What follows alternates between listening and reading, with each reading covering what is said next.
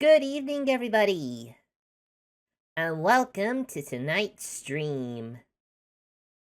On a Saturday, for the first Saturday in a month or so. It's been a long time. I don't know, recently I've always found it a bit more difficult to actually, get myself up for a Saturday stream. Because even if I do sleep well the night before, I still really feel tired early in the evening. Which is not a conducive, atmosphere for streaming. I'll be yawning a lot. It's gonna be, chaos. Absolute chaos. Not even. It's just gonna be probably even more boring than it is. But don't worry about it. I stream mainly to share my love of games with other like-minded people. So I hope you all can appreciate that part of me, if not so much the entertainment side of things. But alas, we are resuming our Ace Attorney trilogy, our Ace Attorney Investigations collection, as we go through the second part of the second case in the first game. Aboard the Go You airplane. I mean, look at that thing. A 2-story airplane. That's not something you see every day, is it?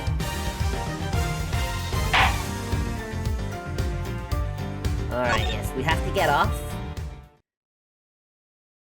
We have to get off for a stop. March 12th, 1 p.m. local time. Hope Springs Airport. I know that once we had landed, I'm supposed to let the local police take over. And thanks to Miss Tenero and Ms. Meal, I was able to preserve the crime scene. But I just can't shake it. I wasn't able to talk with Miss Tenero in private. So I'm left wondering just what she is up to. Why did she do what she did? That's the big question. That's what the stream title is. What's with Miss Rhoda? I mean, she's not. I mean, obviously, she's Miss Tenero. But I forgot that was her last name. So I just went with Miss Rhoda because I know her first name is Rhoda. Rhoda Tenero, which is actually kind of similar to Road to Nowhere, as my friend Junebug pointed out to me when I was streaming it last.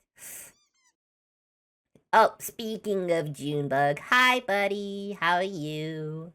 Thank you for stopping on by. Also, it's really weird, the Ace Attorney Collection category is gone for some reason. Speak of the nun and he shut up here. Well, it certainly helps that I now have a stream bot back on my Discord, so you guys can actually know about my streams when they go live. Plus, this is a good time for me to be streaming for you, isn't it? There must be a way for me to continue my investigation. I've been expecting you, Miles Edgeworth. It's Miss Von Karma! Wow! Francisca, I thought you were still in Germany. Uh-oh, I've got to do a female German voice. That's not gonna be easy. It's probably gonna be terrible. I go where I am needed. Plus, I kind of get confused between the German accent and Russian. I think that's my big problem. That's my big issue. And wherever there are criminals to be caught, her name is Francisca Von Karma, the daughter of my mentor, Manfred Von Karma. She, like myself, is a prosecutor. Are you the one heading up this case? It would be a bit of a relief if you are. Why? Don't you try and flatter me, Miles Edgeworth. I'm placing you under arrest. What? It's quite frustrating, actually. I had hoped to exact my revenge on you in a different venue. But I'll have to take what I can get. I never thought I'd see the day when a disciple of the House of Von Karma would become a criminal. Have you no shame? Wait, it's all been a big misunderstanding. I didn't kill the victim. A misunderstanding? I heard all about the murder over the police radio from the captain himself. You waited for the victim for the first floor and then beat him to death. Francisca, do Do you honestly believe that I killed a man?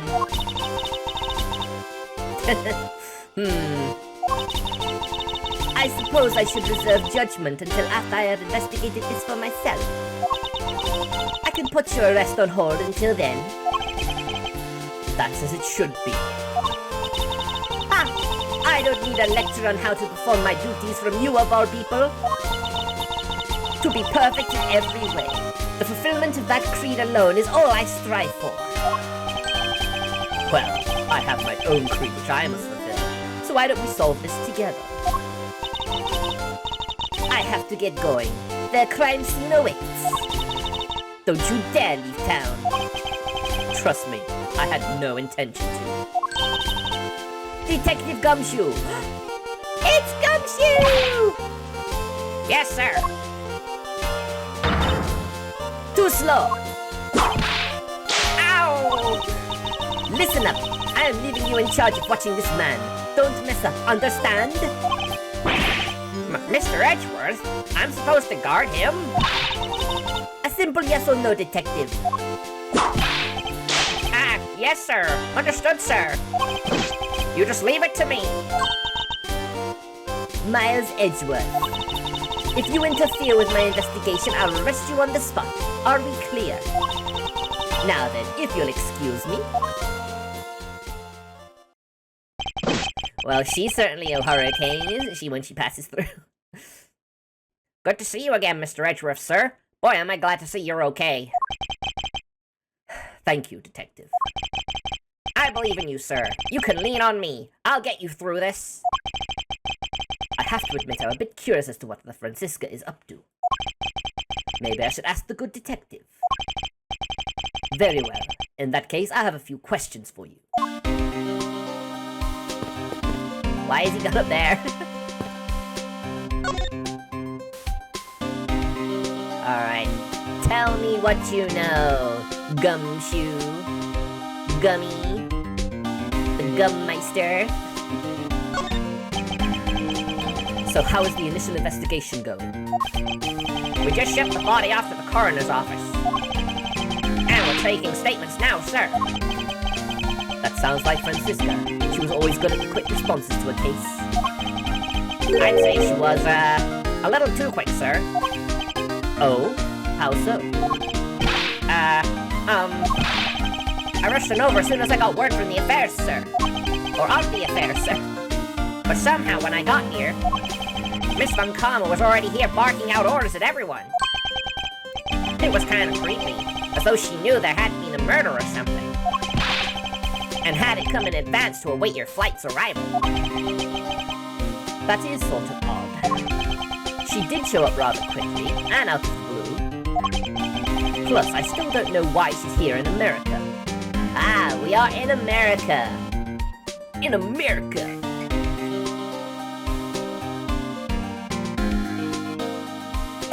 Ugh. This might be a little tricky. Having done an Ace Attorney game for 3 hours on Wednesday, and my throat was a bit sore for a bit after that. Because voice acting, you know, it's not easy when you're not a professional trained voice actor. Although some people say I probably should, actually. So maybe I will, like, look into, like, exercises and stuff to help me out here. Because apparently there are ways to make it a little less of a strain on your voice box. Yeah, I probably should, yeah. I'll have to look into that. And then teach me? You want to voice act? I'm sure there are better teachers for you to do that. There must be some kind of backstory to all of this. Alright, Francisca Von Karma. Why were you here so quickly? Miss Von Karma just kind of popped up at the prosecutor's office about a week ago, sir. Something about chasing down leads related to a certain incident. No details? It's kind of top secret, so she can't talk about it, even with me, sir. Knowing her, the only type of talking she likes to do is with her whip. And she'll whip anyone into shape. Thus, I doubt the top secret part was what stopped her from talking to you, Detective. Although I wonder if her case has anything to do with mine. Oh yeah, that incident from the first case we did. The case of 10 years ago. Anyway, that's about all the info I have, sir. We should find out more as we investigate. Yes, it is high time to resume my investigation. Starting with talking to the people involved in this case afresh. And here's a guy. Lunchland. Not bad. I guess it's gotten big enough to warrant its own branch shops. Oh, that was probably in the Ace Attorney games. Oh, I've always wanted to give their state lunch a try. Which should I go with? I recommend our airport special, World Flags lunchboxes, only available for a limited time. We have a variety of lunchboxes made up to look just like different countries' flags. I mean, that's pretty interesting. If you really want one that badly, Detective, why don't you go ahead and buy one? Is that okay, sir? Thanks. Alright, then I'm really gonna get one. Here I go. Excuse me, miss. I'll take a Star-Spangled Banner lunchbox, please. Yes. The old red, white, and blue. Not to be mistaken for that case in Ace Attorney. The one I stopped playing Ace Attorney trilogy on. Probably we'll get back to that at some point, I imagine. I hope he's aware that's the most expensive one on the menu. Considering that, you know, Gumshoe basically has to eat cup ramen, breakfast, lunch, and dinner. Even though he's a detective, it's kind of sad.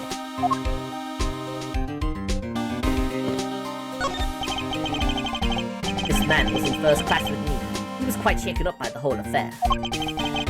I'd be pretty scared too if I got caught up in a murder investigation, sir. I did it. I made it the whole flight. I'm not scared of turbulence anymore.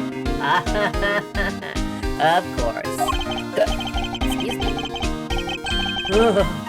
This life vest is proof I made it alive. It's now my prized possession. How could you just take that from the plane? It's okay, Mr. Edgeworth. It got nothing to do with the murder, at least. Yeah, but that's someone's life jacket. What's someone gonna do if it needed it and it's not there? The guy is crazy. This child seems to be happily enjoying the sight of so many planes. I'm all excited to see this many planes too. Just look at the size of these things. You like planes too, mister? The balance between the main wings and the tail wings is really something, huh? It seems this child derives his pleasures from a different aspect. Oh, but I've also got a thing for the shape of the wings too. Here, mister, you can stand next to me, so how about that plane's wing? Thank you, Detective, for leaving me out of this conversation. Aw, Edgeworth felt left out. That's kind of cute. Anyway, back onto the plane. Well, there's Miss Meal. Cam Meal, her name is, don't forget. So you must be the captain. Why, yes I am, and who might you be? Wow, look at him. He's so cool, look at those shades. I wish I had shades that cool. I am the prodigy prosecutor, Francisca von Karma, and I have a few questions for you. Ah, don't you dare, Captain. Getting friendly with another woman? I'll never forgive you if you do. But what are you talking about? I only have eyes for you, my dear Cammy. I wouldn't bet money on our dear Captain to be much of a reputable person. Sure you don't want to ask the Captain some questions, sir? He was in the cockpit the entire time. I highly doubt he would know anything of use. Anyway, I like to leave that type of witness to Francisca and her whip. Makes sense. Ah!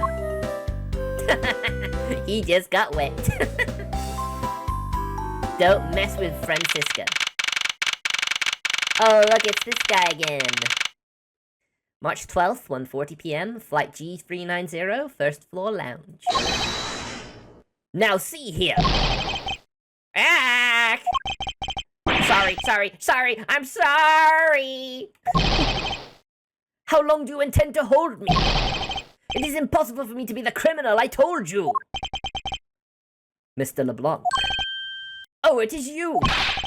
Tell this man to stop stopping me from going. Time is money! I don't even have 1 second of wasteful time to spend. Is that right? Did you finish taking his statement yet? Yep, all done, sir. I do not concern if you're not done examining the cargo hold. I want my cargo back! Oh, I wonder what cargo he's talking about. If you make a single scratch on my art, you will pay! Art? What sort of art? Mr. LeBlanc is an art dealer, so he's got a bunch of artwork down in the cargo hold, sir. There's practically a mountain of them, large and small. From folk costumes to stone statues, I sell all kinds of art. Folk costumes?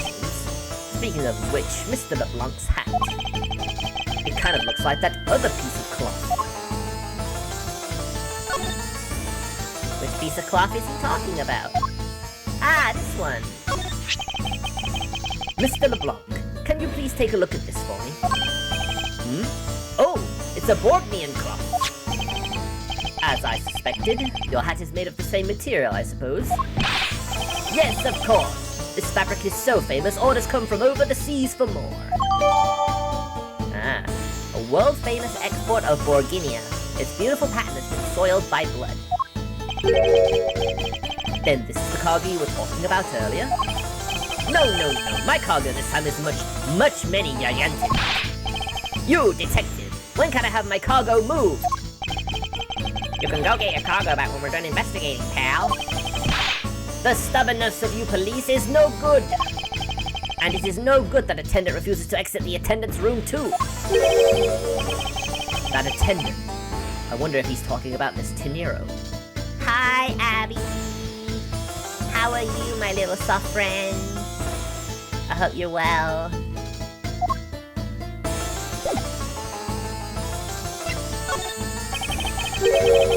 What did you mean by that attendant, Mr. LeBlanc? She was taken into the attendance room for her interview. And they still have not come out. They make no sign of coming out either. I was finished with my own interview much earlier, quicker than her. Why is Miss Tenero's interview the only one that's taking up so much time? Oh. Miles Edgeworth. You were given free rein to examine the plane, weren't you? Yes, I was able to obtain the cooperation of the flight attendants. Speaking of attendants, I'd like to speak with Miss Tenero. I wonder if you might grant me permission to enter the flight attendant's room. Before I do, you still have to clear up a few issues surrounding your own circumstances. I understand. You may have tricked those attendants with your sophisticated talking, but you can't pull the wool over my eyes, Miles Edgeworth. Alright then. Time to have an argument. What logic do you have with me? Let's not complicate things and go with the most obvious conclusion. The scene of the crime was here in the very lounge the body was discovered. From the time the victim was seen calling for an attendant until his body was found. The only person in this lounge the entire time was you, Miles Edgeworth. This unmistakably makes you the likeliest suspect. I mean, that is the most obvious conclusion. The likeliest suspect, Francisca?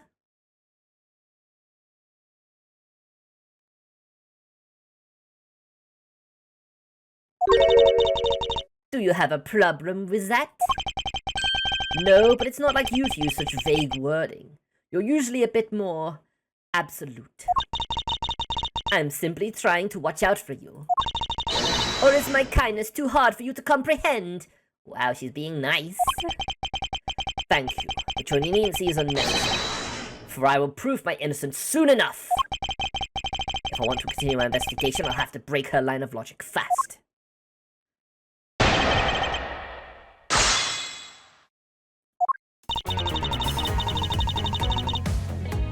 Hold it! Hold it! Don't you think you're being a bit rash by simply declaring me the culprit? I like my affairs to be simple and perfect. I'll show you the meaning of oath when I finish this whole thing within 3 minutes.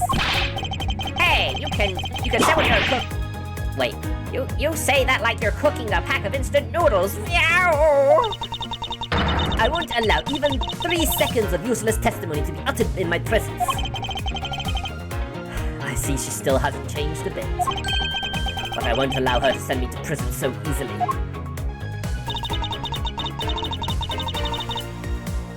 Hold it! So tell me, Francisca, do you know all there is to know about the crime scene? I know all that I need to know in order to arrest you. And nothing more? Are you saying there is more I need to know? Yo, Martin! Cheers for the resub! Awesome to have you back! I apologize for being so inconsistent in my scheduling. I know it's made it very difficult for people to know when I'm actually gonna stream, considering I keep changing every day. It's kind of frustrating, even for me, I know.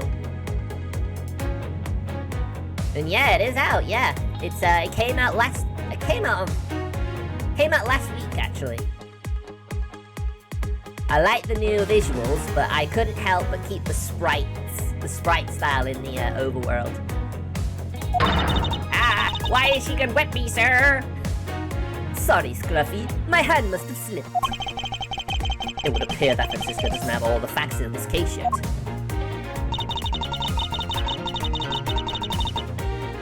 Hold it! Just gotta press everything. It's always best to be safe. What do you mean by see? Please stop pretending like you don't know. It's insulting. Obviously, I'm talking about how Mr. Hicks was seen calling for an attendant at 5 a.m. And then from the time after that call until the body was found. The only person in this lounge the entire time was you, Miles Edgeworth. Hold it! Hold it right there. While it's true that I was in the lounge the whole time, that fact alone does not make me the criminal. Objection! We'll see about that at the conclusion of this investigation.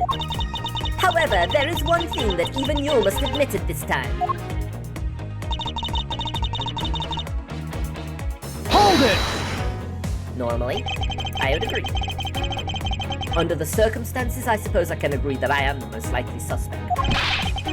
But I believe in you, sir. I don't think you did it. Miss Von Karm has gotta believe that too, right? I mean, you two are like siblings. Yow! Quiet, Scruffy. Even if I were related by blood, that's no guarantee that he's not the criminal. Francisca, I demand to see some proof that you are not the guilty party. The likeliest suspect, huh? What a roundabout euphemism. But it would appear that she doesn't yet know about the new evidence that we acquired and where we acquired it. I'll take care of the gaps in her logic one hole at a time.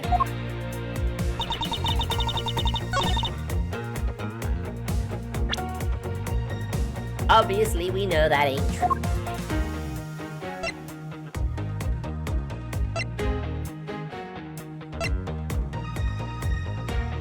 Right. I think we have to do this, right? Objection! Damn it! Why is that not right? I thought I was right. Damn it.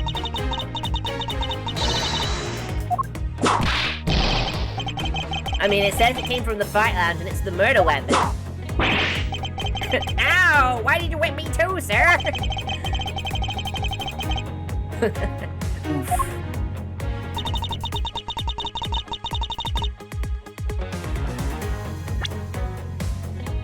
As you can probably tell, I'm not the best. I'm not the best here. But when we went for that, he was saying about the new evidence.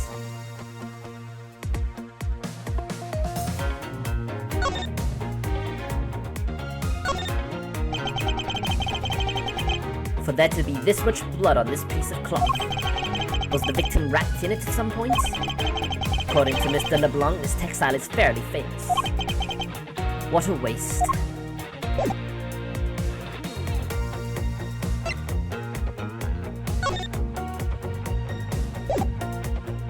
Right, there's gotta be. What could the evidence be?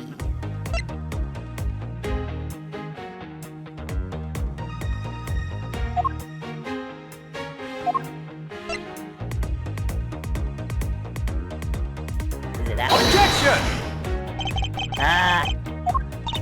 See, this is my problem. I feel bad for Gumshoe, I'm getting him whipped.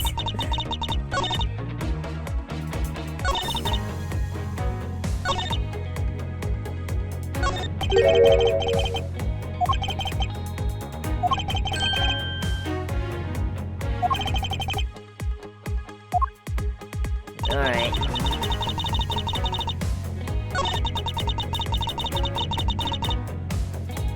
That is definitely where the contradiction is, but I'm confused about where I put the logical evidence. What evidence even?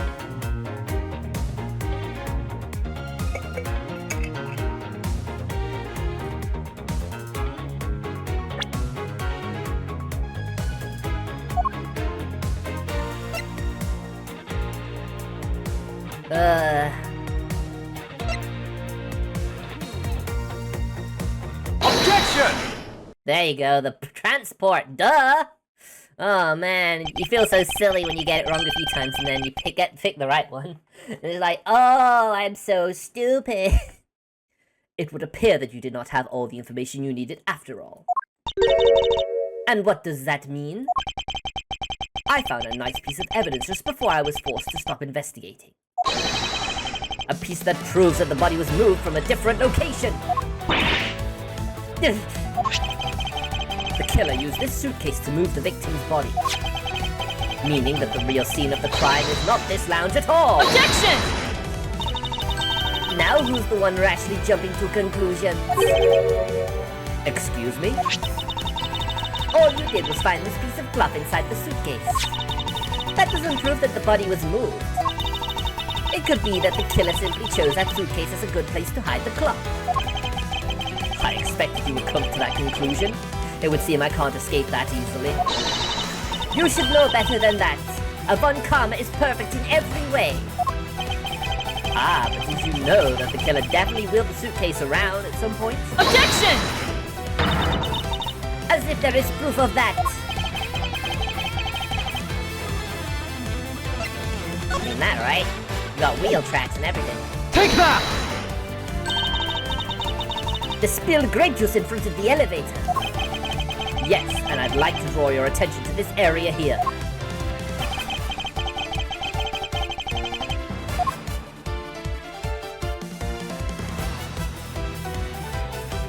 Take that! This mark here, wouldn't you say that it looks suspiciously like tracks from 2 wheels? I suppose. Further, there is also grape juice residue on the wheels of the suitcase. This means that the suitcase containing the victim's body definitely passed through here. I suppose this means that the killer did move the victim's body from somewhere else. I'm glad you've come to your senses. Objection! Oh. Not so fast. Hello there, Miss Raspberry Kitsuna. How are you? Wait, wait a minute. Is that you then? Is that you then? Have you changed your name? I mean, you're a mod. I mean, you're the only 2 I have as mods, so you have to be then, right? Not so fast. This still doesn't put you in the clear. Not by a long shot. Huh. Francisca's Logic, Part 2. You prepared yourself and acquired the piggy bank before the plane hit the turbulence. And then you waited for the victim in the lounge where you beat him to death. Then, while you were in the elevator with the victim's body stuffed into the suitcase, the plane hit that patch of turbulence and blew the body from within the suitcase. With no way out, you hastily put the suitcase back where you had taken it from. And pretended to be the discoverer of the body.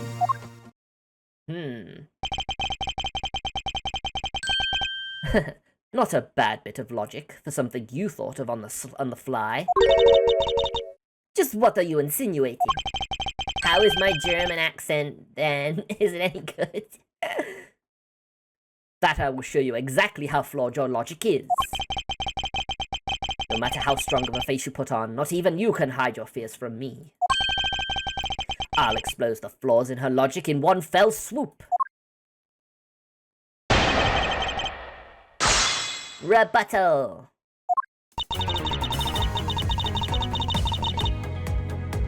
Hold it! And how do you suppose I was able to take the piggy bank out of its display case? As I recall, the case was locked. That's easy. If the case was locked, you simply had to hit the glass. Like this. Ew! You shattered my heart of glass! Oh, poor Gumshoe. So she wants to talk about the in-flight shop and the Captain Hugo Bank, does she? Does that take care of how you obtained the murder weapon? Hold it! I thought there wasn't any of the victim's blood found in the lounge. I thought you'd say that. What? Did you think I wouldn't have noticed? I think you just found a way to cleverly hide the blood splatter in the lounge. By accidentally spilling grape juice on top of it. Ugh! Are you accusing me of tampering with the crime scene now? We'll see, won't we? The forensic scientists are hard at work on that as we speak. And what do you propose I did after that?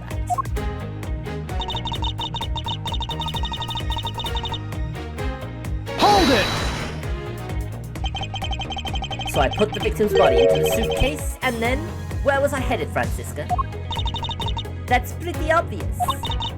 You were bringing it to first class where you could safely keep an eye on it. We're talking about this thing, you know. I'd hardly call it discreet or ordinary. Annoying brat. Well then, you were intending to leave it inside the elevator.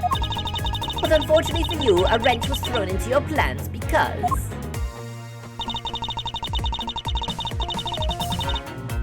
Hold it! You've experienced turbulence on a flight before. Of course. Many times. You get used to it after a while. The patch we hit was especially rough, and I passed out briefly, but only for a second. Good thing it was only for a sec, sir. It'd have been bad if you really blanked out. Yes, indeed. Unfortunately, blanking out is exactly what got me into this mess in the first place. That's enough of your idle chatter. I'm not through with you yet, Miles Edgeworth. Hold it!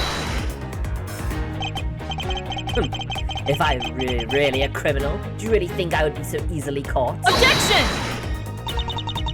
You are certainly in the middle of being caught right now. Ah! I have to find a contradiction fast or I won't have much of my own hide left to say.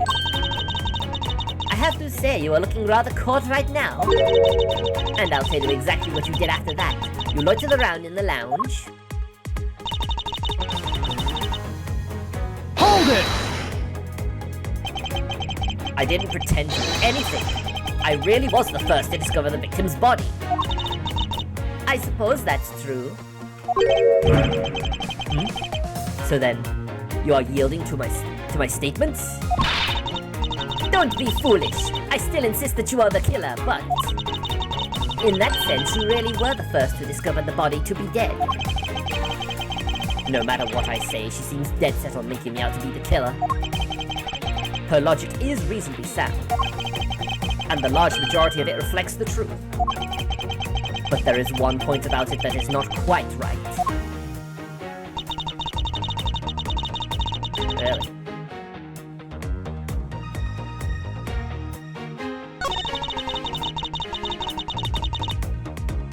That's a lot of felonies.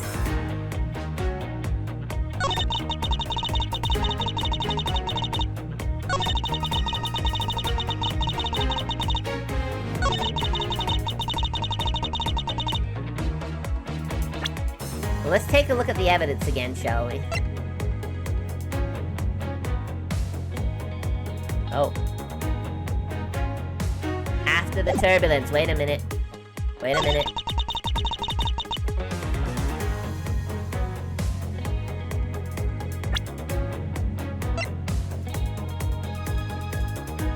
Objection! Is that not right? Really? Really? Is that not right?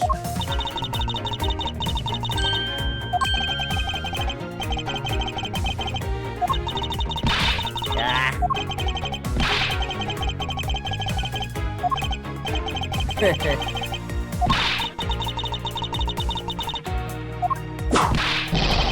Ah. God damn it.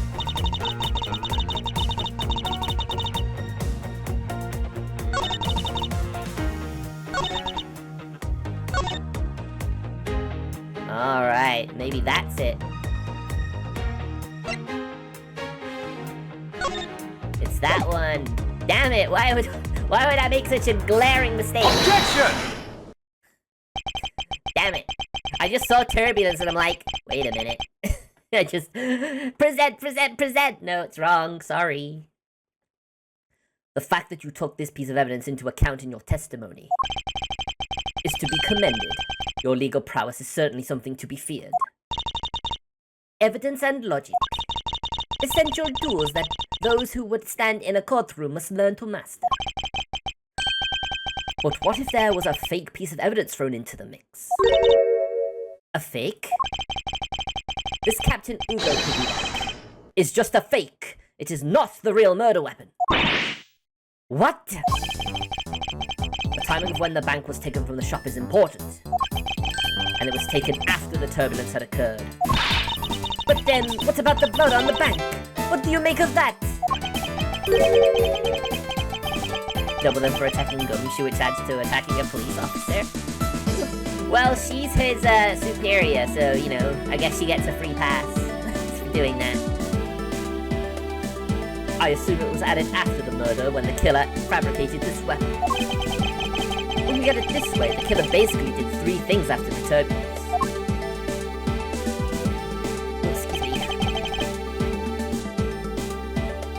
After exiting the elevator, the killer brought the suitcase to the shop and left it there. Then the killer proceeded to pick the bank up from off the floor and took it to fabricate a fake murder weapon by hitting the victim on the head. Finally, the victim's wallet was planted on my personage in my pocket, to be precise. Everything was done so that I would be framed for the murder of Mr. Abke Hicks. You there! Yes, ma'am. Other than this piggy bank, was anything else resembling a murder weapon found? We didn't find anything in the lounge or in the shop that could be used as one, ma'am. Most of the items that could have been used were broken during the turbulence. No free passes. Well, prosecutors apparently get those free passes. Hence why the Japanese legal system is skewed in the prosecutor's favor. It is a tough job being a defense attorney in Japan. That's for sure. Ugh, crack my neck. And the remaining items all tested negative for any trace of blood. I see. Well, Miles Edgeworth, it appears your stall tactics are at an end. Well, it's possible that it's just hidden somewhere, sir. If the criminal had wanted to hide the weapon in a safer place, I think the weapon would have been hidden in the same place as the bloody cloth. Exactly what I was thinking. Because the cloth was hidden inside that suitcase, it signals to me that the killer had not prepared a more secure place to hide the evidence. Which means that the real murder weapon is either still on the murderer's personage, or is still at the real crime scene. Objection! There is one more possibility, and that would be that the piggy bank is in fact the real weapon. But didn't we just... Let me finish. The killer took the bank out from the display case before the turbulence. By opening the lock on the display case door. Oh. You don't think she's saying what we think she's saying, is she? No! No! It's not under my hat! Why am I always your first target? Junebug, why? How do we not know you're the one who has the murder weapon on them, huh? Take off your hat. Why? I don't have to prove anything. How can I be the guilty one?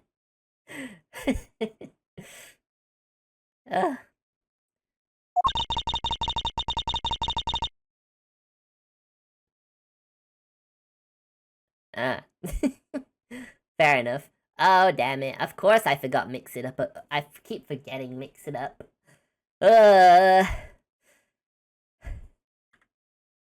There, are you happy now?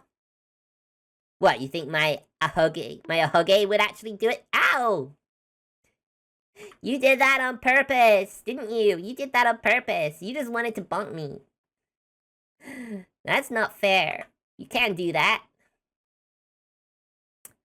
By the way, Mix It Up is now activated, so all redeem should be working now.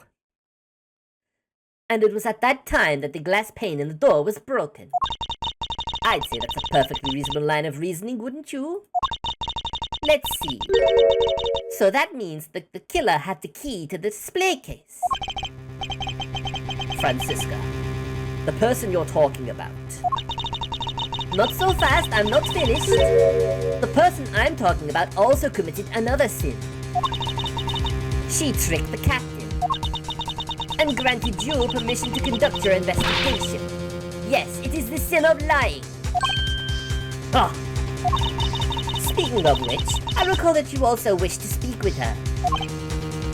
Yes. Very well, permission granted, but only if I can sit in on your interrogation.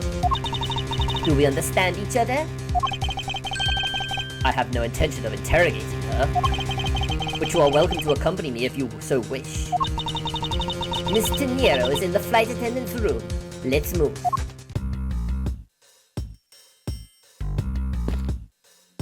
Let's go. March 12th, 2:23 p.m. Flight G390, first floor, flight attendant's room. So you're the one that poked around inside this plane without the captain's permission. Deviating from the flight attendant's manual is very unbecoming, you know. What were you hoping to accomplish by doing that? Miss Nero. Ah, Mr. Edgeworth, you're here too? Can you please help us and shed some light on why you did what you did? Alright.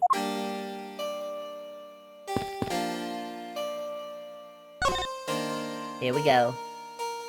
Interrogation time. Why did you lie about receiving the captain's permission like that? Because I didn't think I would be able to get his permission. What do you mean? The captain. He only has ears for Cammy. I spoke with the captain a little earlier myself. He definitely seems to be rather taken with Miss Neal. Yes, and on top of that, I had mistakenly accused Mr. Edgeworth of being the killer. I wanted to make amends. I mean, that's very honorable of you, Miss Nero. Just a shame it sort of created a rod for your own back. Excuse me. In that case, please allow me to thank you for what you did. Thanks to you, I was able to clear myself of all charges. Really? You were able to prove your innocence? Oh, thank goodness. Aw, she's so nice. So she lied because she felt guilty about accusing Edgeworth. That's sweet. Miss Nero, is it? There is one more thing I'd like to ask you. You were in the in-flight shop just before the turbulence, weren't you? Please answer honestly. Yes, I was. And why were you there? Well, by the sudden hesitation. Francisca seems to have struck a nerve. Alright, Miss Tenero, you're gonna have to explain. All I did was go check up on the shop like I always do. You're saying it was for work then? Yes, I'm in charge of the shop, so I have to keep an eye on it. I don't have any reason to go there otherwise. After your visit to the shop, you paid a visit to this room, correct? Yes, I came back to freshen up and adjust my makeup. I'm sorry, but there isn't much else to tell. Miss Tenero claims to have no reason other than duty to go to the shop. But is that all there is to it? Maybe I should ask her about that thing. The suitcase, right?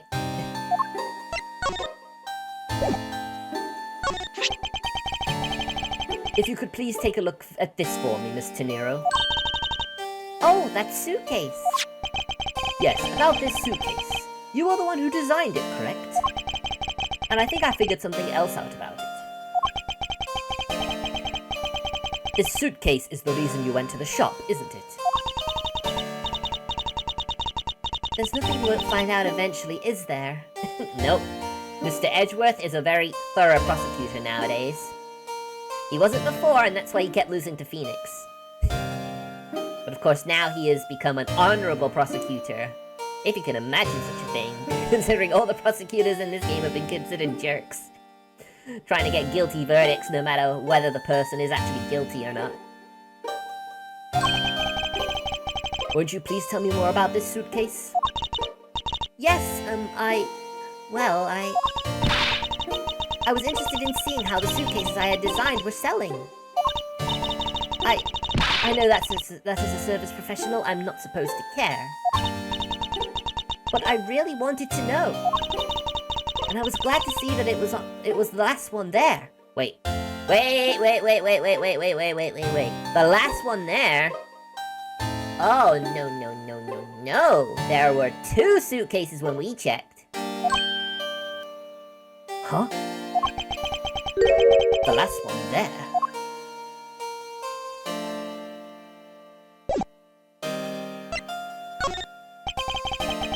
So you're saying, Miss Tenero, that the suitcase in question was the last one? Yes, they're just so popular, they're practically flying off the shelves. That look, it looks like such a painful smile. That's not exactly the impression I got. The one in the shop is most definitely the last one. Well, we're currently looking at that suitcase. Really? Then I guess we sold all of them.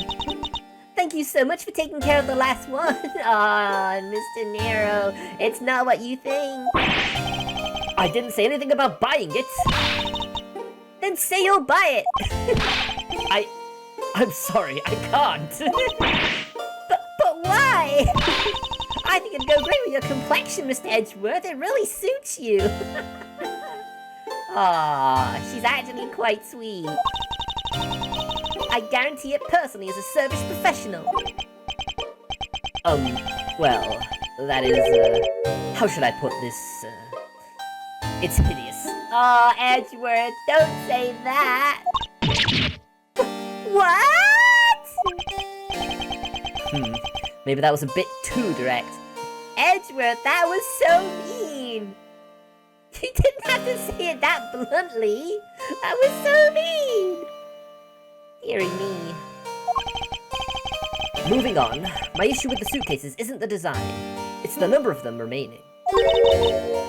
Remaining? There were 2 suitcases in the flight shop when I investigated it. 2? But that's impossible. I'm sure there was only 1. Looks like her story has generated quite the contradiction. When I left the shop, I'm positive there was only 1 suitcase left. Something is amiss here. What could the meaning of this inconsistency?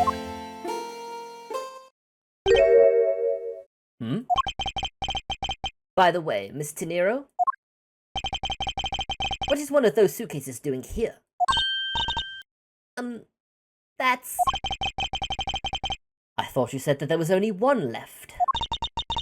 That one is... Oh, she's being super sus. She's being super sus right now. Why would she be like this? Why would she be doing this? She's super sus. It's mine. I've used it for a very long time now. You've claimed it's yours. If the murder weapon is in there, you're in big trouble. Or if there's any blood in there, you're in big trouble. $1,200? Well, I have to say, that is quite expensive, isn't it? Chat, would you pay $1,200 for this suitcase? She's used it for a long time. I think not. Miss Tenero, I appreciate it if you wouldn't lie to me. Excuse me? I don't believe even 1 second that you've used this for a very long time.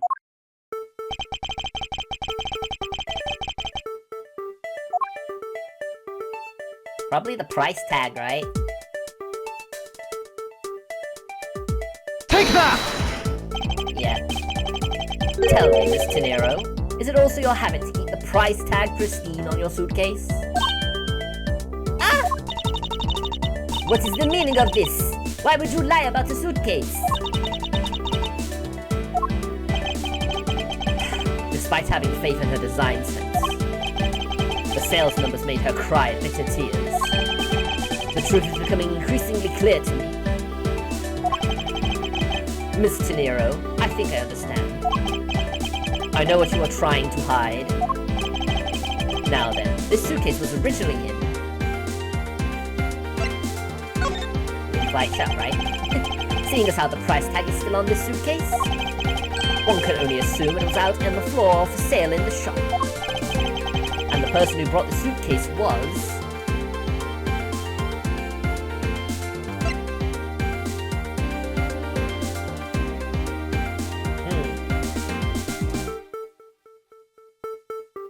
I mean, I don't think it's his. I have no idea.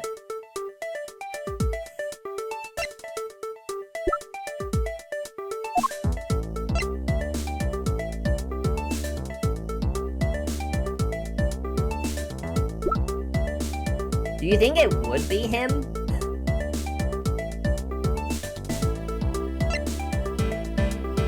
Take that! Yeah. It was you, wasn't it, Miss Tenero?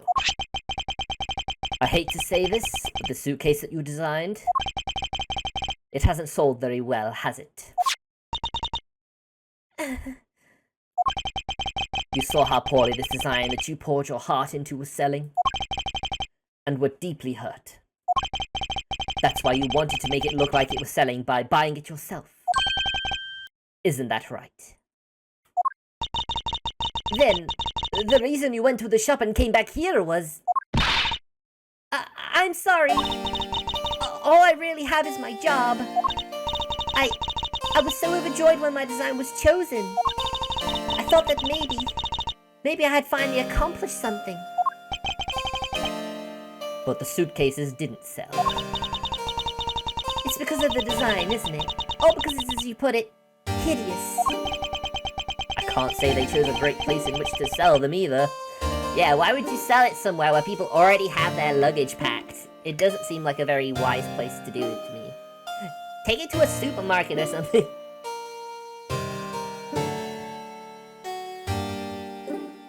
Ugh. Ugh. We weren't selling a single one, and they were just sitting there collecting dust. I felt so bad seeing them there, day in and day out. So I decided to buy one for every flight I worked. Wow, at $1,200 a pop, that's probably a lot of her paycheck. You buy one every single time you work a flight? I see. So in order to keep your resolution, you went and bought one today as well. Yes. And here is my receipt of that purchase. This receipt is clearly time-stamped. 5:40 a.m. Yeah, it does, doesn't it? The truth is, there's still a bunch of them left unsold. They're planning to scrap the remaining ones at the end of this flight. Miss Tenero, where are these other suitcases? They should all be down in the cargo hold. Ooh, do we get to go into the cargo hold now? Then the suitcase the killer used could very well have come from the cargo hold. Mr. Edgeworth, you don't think that the killer would use one of my suitcases to... Yes, I do. The killer used one of your beloved suitcases to move the victim's body. Ah! How could they? Those suitcases were meant to be faithful partners to our passengers on their trips. That's all I ever wished for them to be. Miss Tenero, is there any other way to get to the cargo hold other than the elevator? The only other way is just through that door there. And what about security? That door has no special lock installed because just to enter this room, you need a special keycard that only crew members have access to. Which means that the culprit is someone who can enter this room, eliminating the passengers and leaving only crew members as potential suspects. I can't believe it. Yes, Francisca? Well, obviously she's going to assume that it was Miss Tenero, obviously. Going on these wild goose chases, you're a disgrace to the Von Karma name! And what do you mean by that? The suitcase came from the cargo hold. That fact alone tells the whole story. Yes, which is why I said the culprit must be a crew member who used their keycard. Myers Edgeworth! You're proposing that the killer rode the elevator from the cargo hold, correct? Yes, that's the only realistic possibility. That other attendant, Ms. Neal. I asked her earlier and she had this to say. Francisca got information out of Miss Neal. In order to make the elevator go down to the cargo hold, a different keycard is required. A different one? Yes, and the only person who holds that particular card is you, Miss Rhoda Tenero, and only you. Ah! What? Is this true, Miss Tenero? Yes, I keep that keycard in my locker at all times. Could you please show us that card right now? Yes, hold on. Let me guess, it's gone. I don't believe it! What's wrong? The keycard, it's gone! Ha ha ha! Very clever. Pretending that your card was stolen when in fact you're just trying to hide it from us. You've really thought this through. But wait, it's not like that! You can tell us all about that when it's right down at the station. Officer, arrest this woman! Yes, ma'am! Mr. Edgeworth!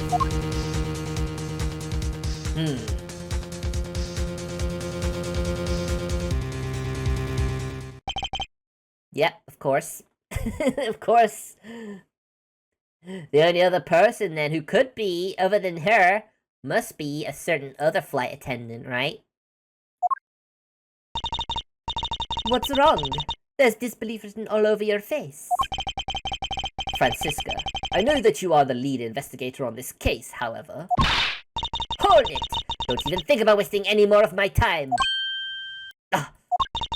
You know the rules as well as I do. Evidence speaks louder than words. Even if this isn't a courtroom, that basic tenet still applies. I intend to investigate the cargo hold now. What will you do, Miles Edgeworth? I intend to do likewise. Of course. To be continued! That was a short part of the game. Although I guess I did take an age trying to find one piece of evidence. Just applying the logic. I did take like 20 minutes or so to do that.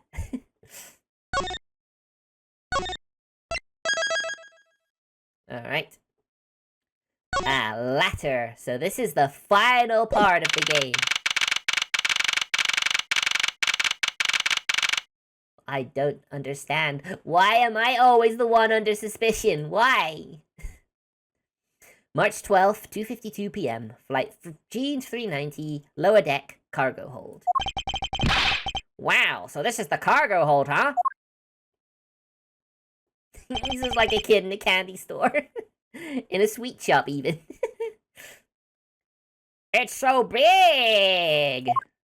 That's what he said.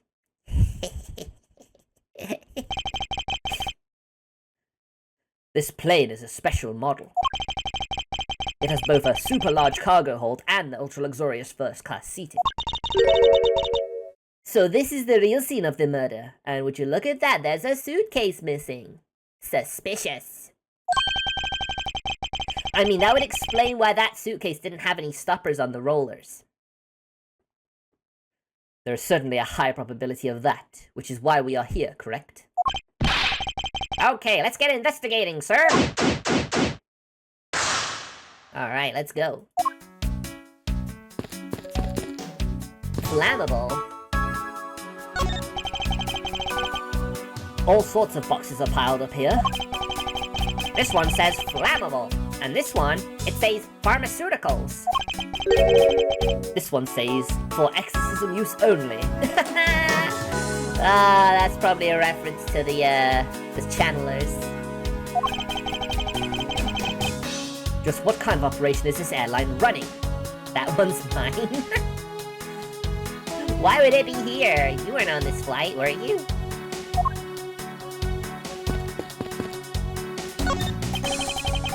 Hey, what's with the suitcase, pal? It's what the victim checked in, sir. So this suitcase belonged to Mr. Hicks. I don't think he'd mind if we took a closer look.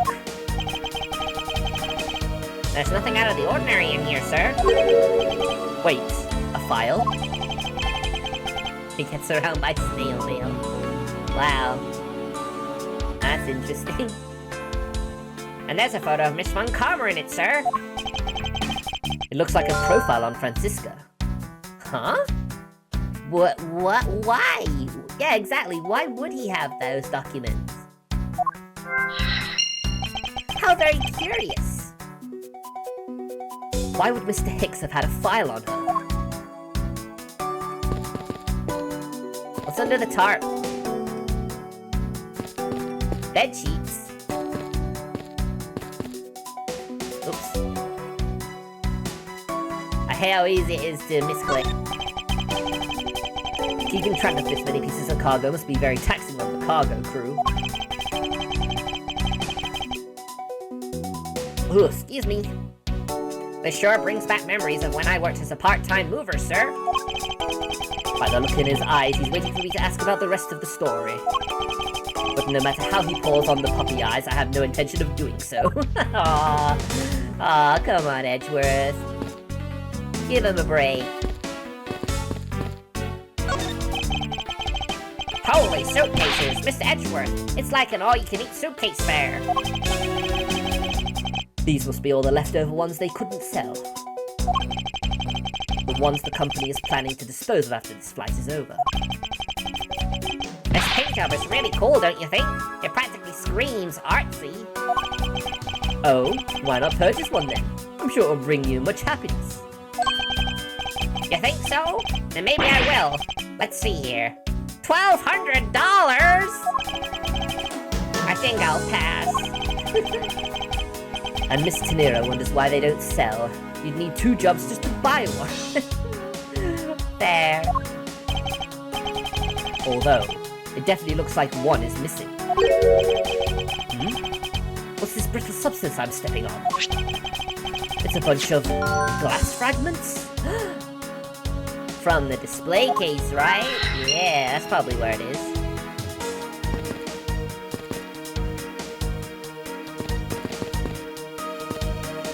Let's explore the elevator. Oh, I just love pushing the buttons on elevators and crosswalk signals. Here, you should give it a try, sir. Go on, push it. The elevator is currently stopped on the 1st floor, Detective. It can't move. Oh yeah, I guess nothing would happen if you pushed it now. Well, nothing would happen normally anyway without the special key card. Both the door to the attendance room and the elevator's control panel require a key card, which makes it impossible for a passenger to come down here.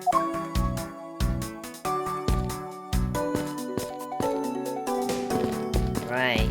I think that's everything I can click on. Oh, wait. Oh, man, it's so specific.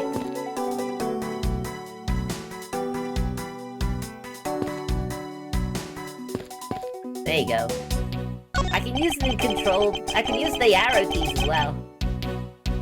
I didn't know that this plane was capable of carrying such large pieces of cargo. This thing's as tall as two of you put on top of each other. It would probably take 20 of you to cover the entire surface of this monstrosity. What, really? Yeah, I guess that sounds about right. There's really no need to take that throwaway estimate seriously, Detective. Is that everything?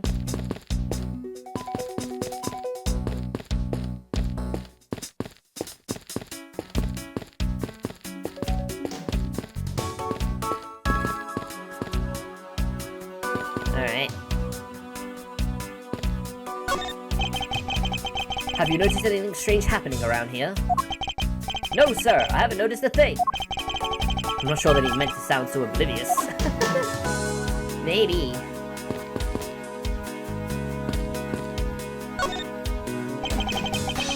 You arrived at the scene of the crime before Detective Gumshoe, correct? And you then immediately began to direct the investigation. It seems to me that you were already here at this airport for something besides this murder. Yes, I was. I've been following a very large and involved governmental-level international crime. But it's much too large for one person to take on alone. So it was decided that I should form a joint investigation with Interpol. Ah. A liaison, I see. Interpol is involved? It's a top-secret organization, so I really can't tell you any more than I already have. Well, how about we present to you these very suspicious files he had? Or maybe we can't.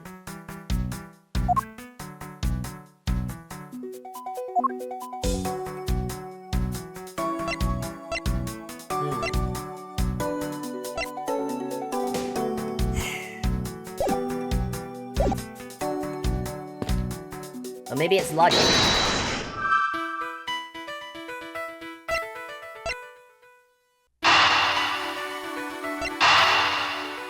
Ah, these both go together, I think. Boom! Eureka! Now, why would Mr. Hicks have documents profiling Francisca? Oh, I know. I bet he's a big fan of Miss Von Karma, sir. Francisca said that she had come to this airport as part of an Interpol investigation. Oh, maybe Mr. Hicks had heard she was coming here and he followed her. Detective, I think it's more likely that Mr. Hicks was, in actuality, Interpol Agent Hicks. I think Francisca has some explaining to do. He's an Interpol agent.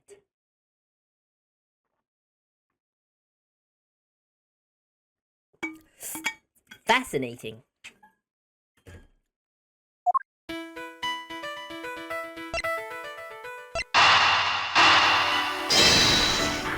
Disconnect the dots. Eureka! I think we can safely conclude that these fragments are from a pair of glasses. And the victim was wearing a pair of broken glasses. Exactly what I was thinking. I'm sure that the shards would match up perfectly with the remnants of his glass lenses. Ergo, the victim was here, just as I suspected.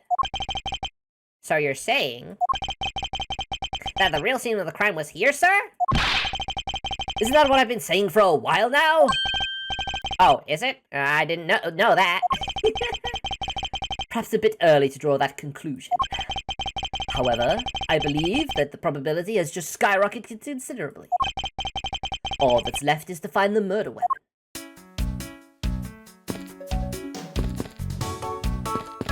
Hey.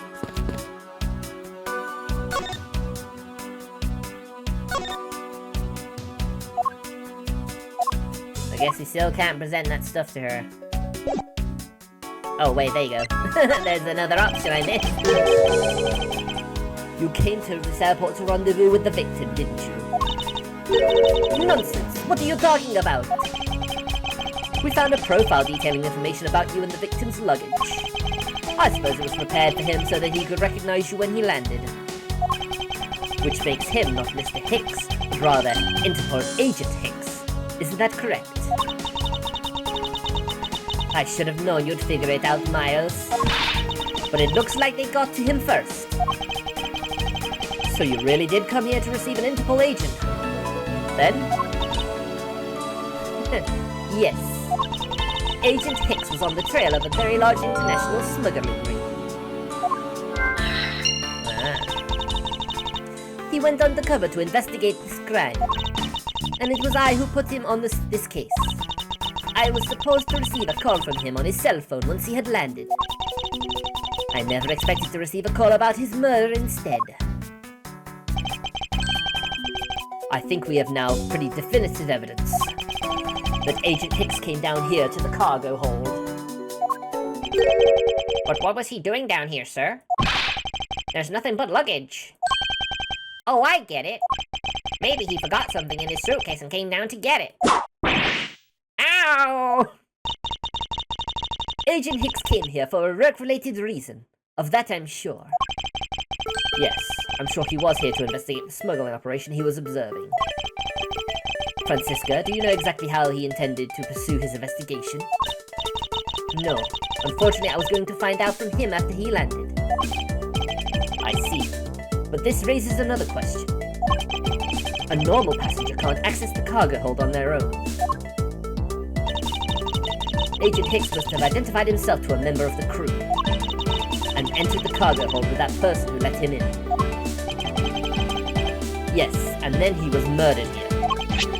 These glass fragments on his broken glasses are a testament to that. And then the killer put Agent Hicks into one of the spare suitcases and they entered the elevator. But why were they riding it up? But while they were riding it up, the plane hit that patch of turbulence. Because of the intense shaking, the suitcase popped open and Agent Hicks's body flew out. At the same time, his wallet fell out of his pocket, spilling its contents everywhere. Which explains why there was money scattered all over the elevator floor. Investigation complete! And a full restore, I like that. Alright guys, I've finished my water, so I need to get a refill, okay? I'll be back shortly. See you in a bit.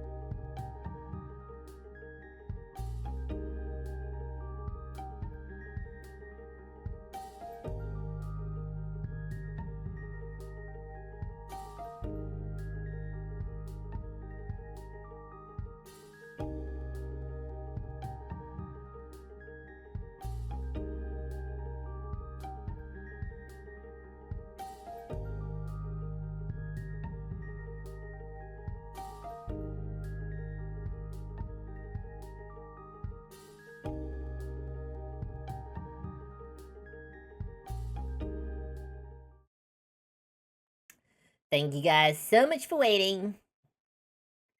Let's get back to it. I think it's pretty easy to say who the culprit is at this stage. What? Really, sir? I know what you're thinking, Miles Edgeworth. But the killer can be none other than Miss Rhoda Tenero. Or can it be? Definitive evidence. If it was a crew member, any one of them could have showed Agent Hicks to the cargo hold. But the point to keep in mind is the keycard that allows the elevator to come down here. Excuse me. The only person with such high-level access is Miss Rhoda Tenero. Oh no. My throat's starting to tickle.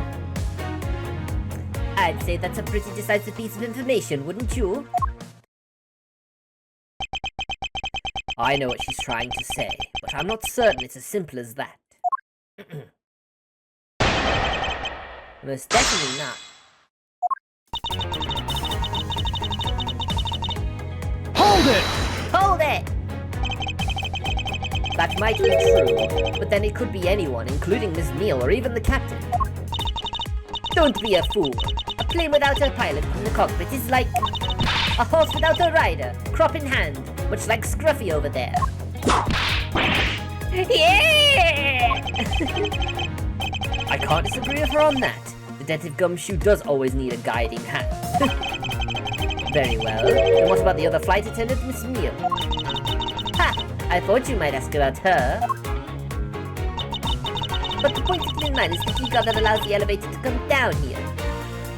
But she keeps her keycard in her locker. What's so weird about Miss Neal being able to see what her code is and just stealing it herself? Suspiciously and sneakily. Hold it! But it's highly likely that the keycard was stolen from Miss Tenero. Objection! It's highly likely. Is that possibility the best you can come up with? And you call yourself a disciple of my father? Ah! Yes, well, while I don't have any evidence, Be quiet! You're a disgrace! There's more evidence pointed to Miss Rhoda Tenero, you know. It's not just the keycard that gives her away. Are you talking about the murder weapon, the Captain Ugo piggy bank? Yes! She's also the only person with a key to open that display case.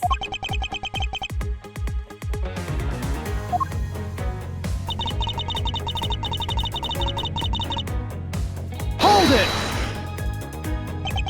But that's Objection! Stop right there, Miles Edgeworth. You don't have any proof that this is just a red herring.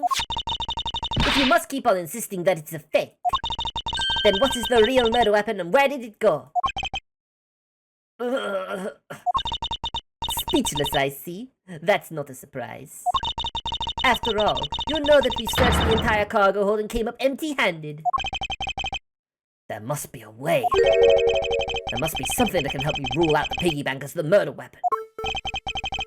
What should be examined further to help to ascertain the authenticity of this weapon?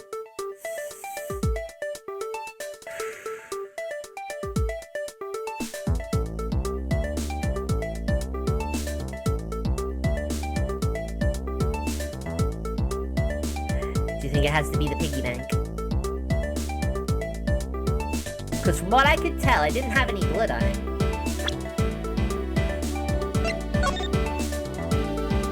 Oh, it does. It does have blood on it.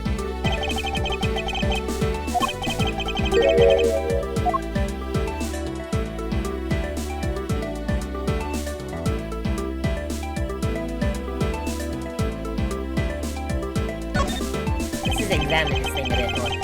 The hat of its head was found inside a display case in the in-flight shop. I wonder if that fact has any bearing on this case.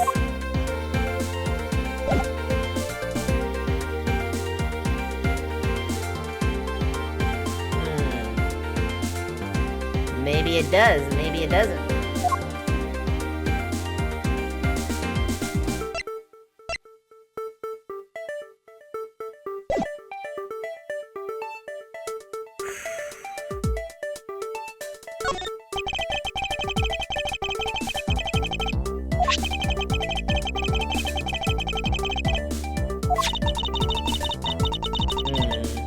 Alright.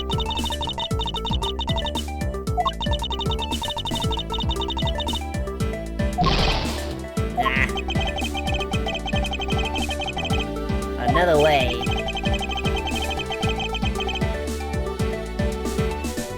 The body? Alright, the body it is.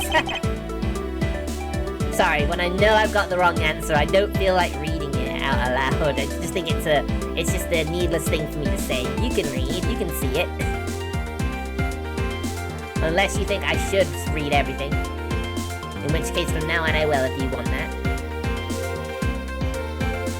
Francisca, I think you were too quick to jump to your conclusion. Oh, was I? Yes, we don't even have the autopsy results yet. How can I not say that you made a snap judgment when you have yet to even see? If the wound on Agent Hicks's head is consistent with the murder weapon. Scruffy! Yes, sir. Contact the medical examiner's office at once. I wish to hear the results of Agent Hicks's autopsy.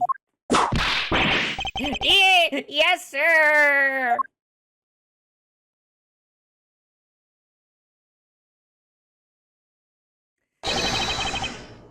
We've got a big problem, Mr. Edgeworth, sir.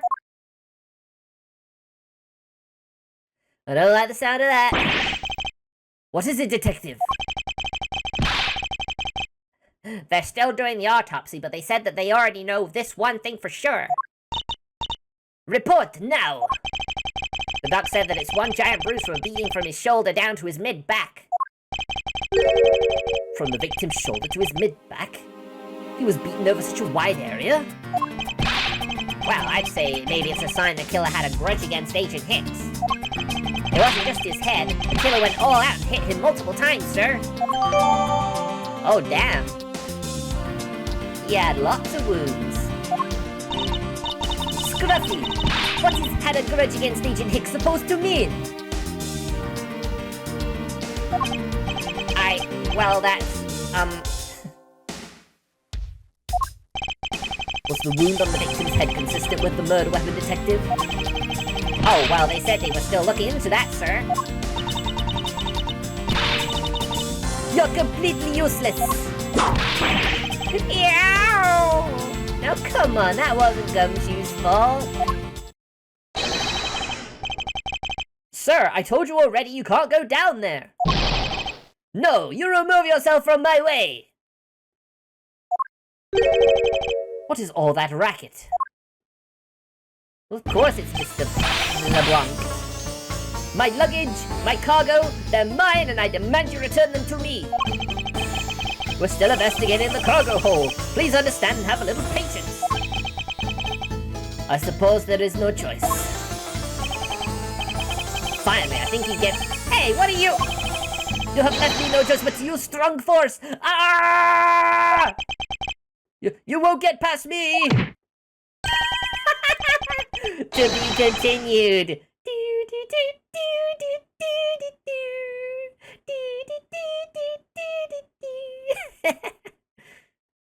This is... Wait, that's it! So that's what this whole thing has been about. Further, there is the matter of the key on the display case that held the murderer's bank.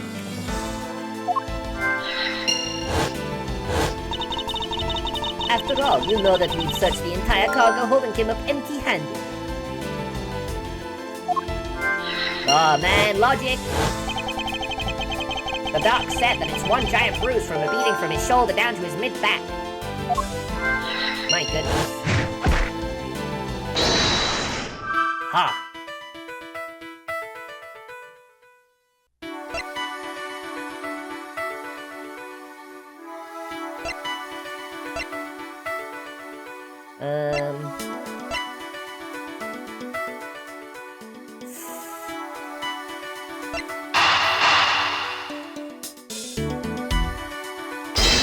Maybe?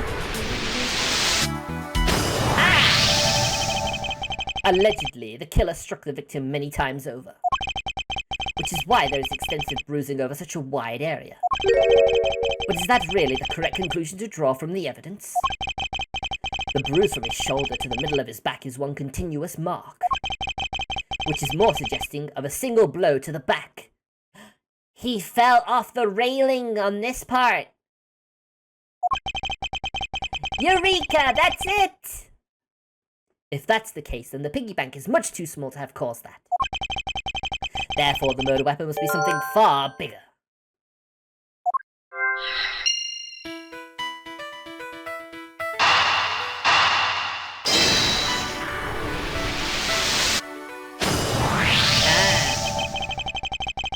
He didn't fall, he was probably pushed. That's what I mean. He fell after being pushed.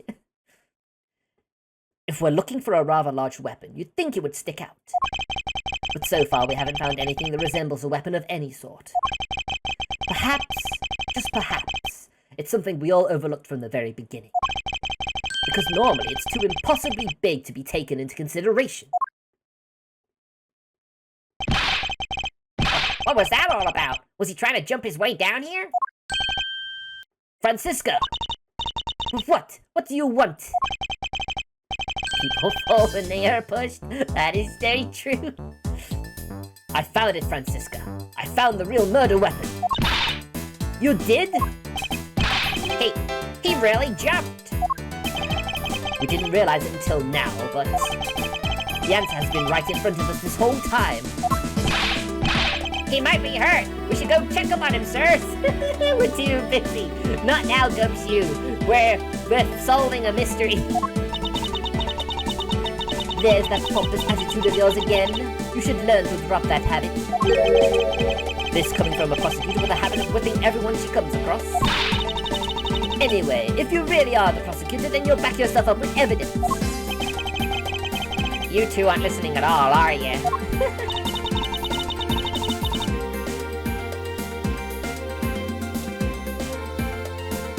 Don't have evidence to show, I'm afraid. I don't have any evidence to show you. Foolish reasoning for a foolish fool from a foolishly foolish fool meant to fool me. What do you mean by I don't have any evidence to show? Perhaps I should have phrased it as that which caused Agent Hicks's death is incorporeal. Forgive me, but I do believe I figured out what was the real cause of death. Free falling. The victim fell from a great height and subsequently died as a result. In other words, the real cause of death is free falling to the ground. He fell to his death? Yes, this is the only plausible possibility. The victim has extensive bruising on the back of his head and his back. And the only rational explanation for these injuries is that he fell to his death. But the murder happened inside this plane! I know. Are you claiming that there is some place in this plane from which he could have fallen from? As I said earlier, the answer has been right in front of us the entire time. You can't mean... Yes, I do. The victim fell from the top of the stairs in this very cargo hold. What? Then... Hey, Bum, how are you? Welcome. I appreciate your head pats. They feel good. Thank you. How are you doing today, Bum? Has the auction happened yet, or are you still prepping? We're in trouble. We may have a second death on our hands, sirs. Hey, you! Tell me you aren't dead, pal! Quiet! Why are you screaming? He's alive! And there you have it, Miles Edgeworth. It's not possible that Agent Hicks fell over the railing to his death. That man is living proof of that. I suppose it's true that it's not possible, given the current circumstances. Commissions, ah. Still working on the art sale? I hope it goes well. I hope it's a rousing success. And when I do my birthday stream, I'll be sure to use the cake you made last year.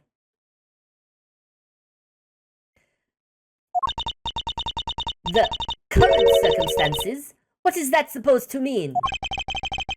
Suppose that large piece of cargo wasn't there at the time. What would have happened then? He would have been a Borknian pancake for sure, sir. I suppose that man over there wouldn't still be breathing. But the reality is that the cargo box is there. So there is no point in entertaining your wild hypothetical scenarios. It may be there now, but there is no proof that it was always there. Ha! As if there could have been a window of time when the giant box was not there. Don't forget, we had to stop off for a refuel. What? What can I use to show her that it's possible the box was not always where it was now?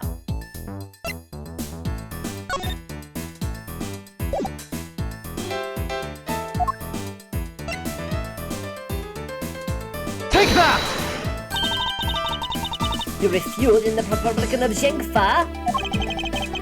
Yes. This flight had a short layover in Zhengfa in order to refuel. But that wasn't the only reason for the layover. We also transferred some cargo. What if the box in question was only transferred onto the plane at that time? To further prove my point, let's take a look at what's next to the box in question. Ah, it's labeled Zhengfa Express. Correct, meaning it was loaded onto the plane in Zhengfa. Ah, I feel like the pieces are all falling into place now. Now, what if the box in question was also loaded on at the same time? Excuse me. It would mean that the box was not here in the cargo hold during the Europe-Zhengfa leg of the flight, making a clear drop from which Agent Hicks could have fallen to his death entirely possible. Ah, but your theory is still very far-fetched. Then allow me a chance to prove how very likely my scenario is. My first order of business will be to examine that piece of cargo in more detail. Oh man, another investigation, come on.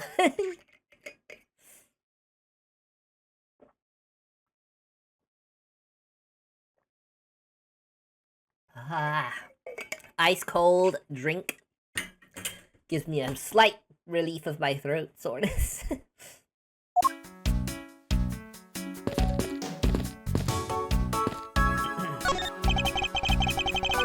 Keeping track of this many pieces of cargo must be very taxing on a cargo crew. It sure brings back memories of when I worked as a part-time move-over, sir. By the look in his eyes, he's waiting for me to ask about the rest of the story. But no matter how he pours on the puppy eyes, I have no intention of doing so.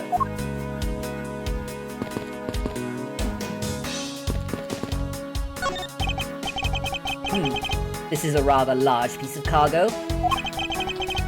There's a tag on it. There's a tag on it, sir. Let's see. A leaf red statue. Never heard of it.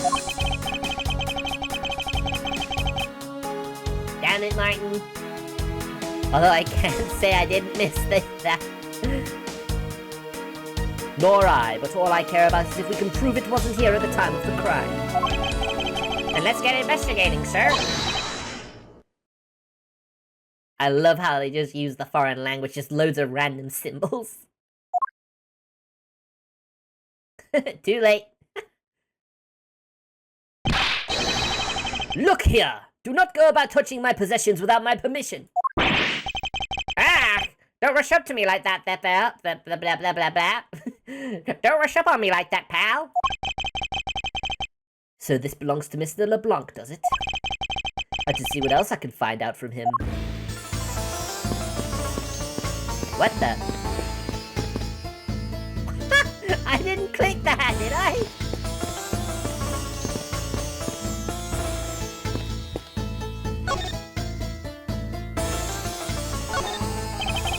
I take it that this large piece of cargo belongs to you, Mr. LeBlanc. Of course it is mine. I shipped this fine piece of art from Europe. This Alif Red statue is worth 10 million cents. No, maybe much, much more. Mr. LeBlanc's reason for choosing this plane must have been the large cargo hold. 10 million cents? Isn't that like 100k? I suggest you stop trying to calculate how many packets of noodles that makes, detective. Darn, how did you know that? I feel like you keep getting better and better at seeing right through me every year. Do I grow with each revolution of the planet around the sun? I have the distinct impression he continues to madly spin in place. But that's why we love Gumshoe. He was always the detective who provided us evidence and testimony based on that, and it was always flawed.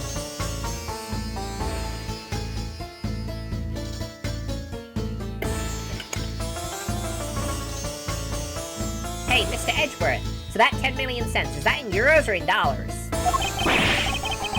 Does it really make a difference to our case? Mr. LeBlanc, there is a chance that your cargo is related to our murder case.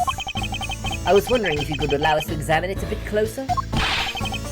It is a very valuable piece of art, so no, there will be no touching.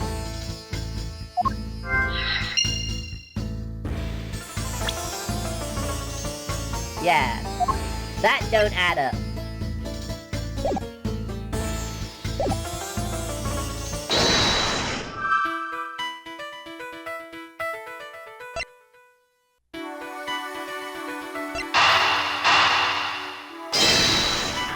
I'm just going on the feeling that just happens to go together. There you go. If Mr. LeBlanc has something to do with the smuggling ring, then it's possible this fake statue was brought on board in Zhengfa. I think I need to question him a bit further.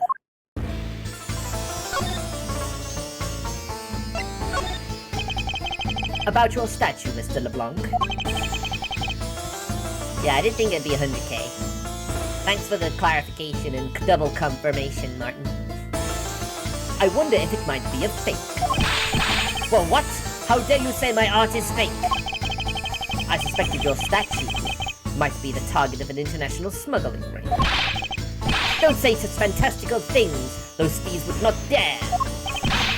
I have the certification of my cargo right here. Do you mean the cargo certification document? Mr. Zinc LeBlanc, why didn't you say so earlier? Please show it to us at once.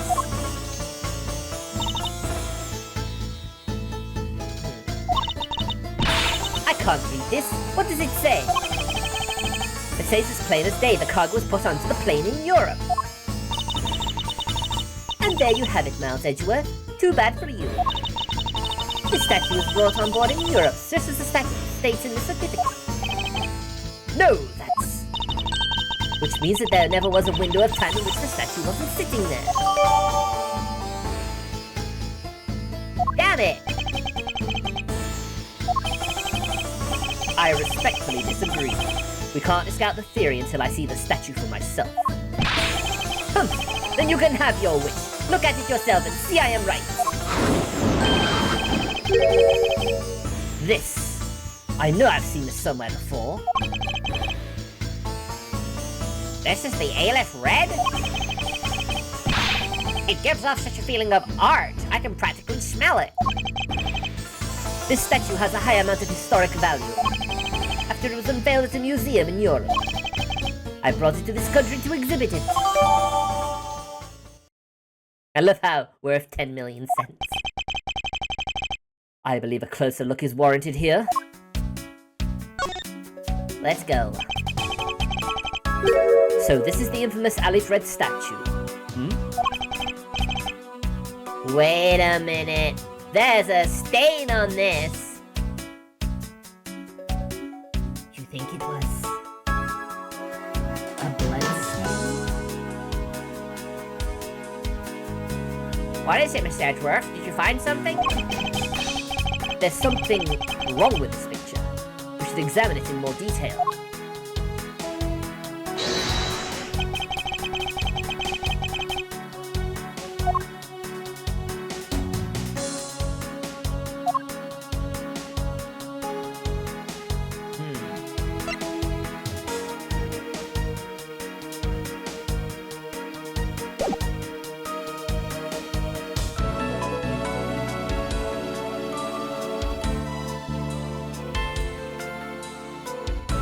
I mean, this is weird.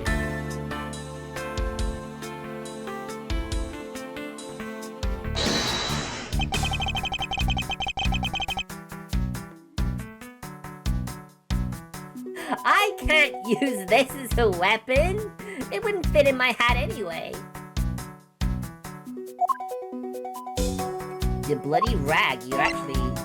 Eureka! Yeah, he cleaned it up with the rag. I'm not entirely confident there is a contradiction. What do you think, Detective? Well, I think it's really suspicious looking, sir. My well-trained gut tells me so. No, it's not right.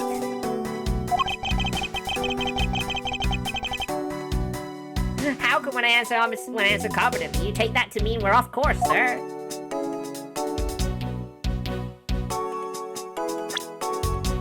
Is there some sort of evidence? Oh!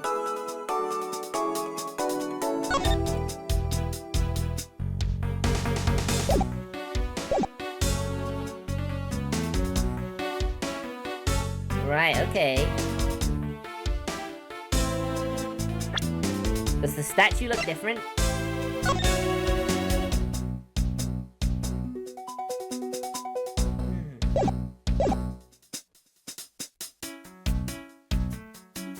We have a picture of it. But is there any specific part I need to click on? Oh, the eyes? Oh, you're right! Are these eyes made of some sort of gem? That's a real nice shade of orange. For a sec, I couldn't even tell they were jewels. Oh, but they kind of remind me of the eyes of this stray cat that lives near my house. Are your eyes supposed to be this color? Is it possible this statue is a fake?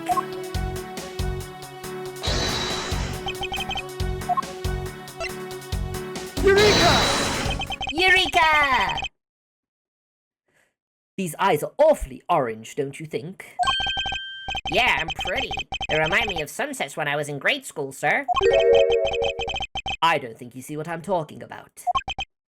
No, I do, but it's really like the color of the sun when it's setting, sir. Ah, the memories. I remember standing out in that field spinning with my arms out until I fell ill. I don't care about sunsets. Focus, detective. What color are the eyes in this photo?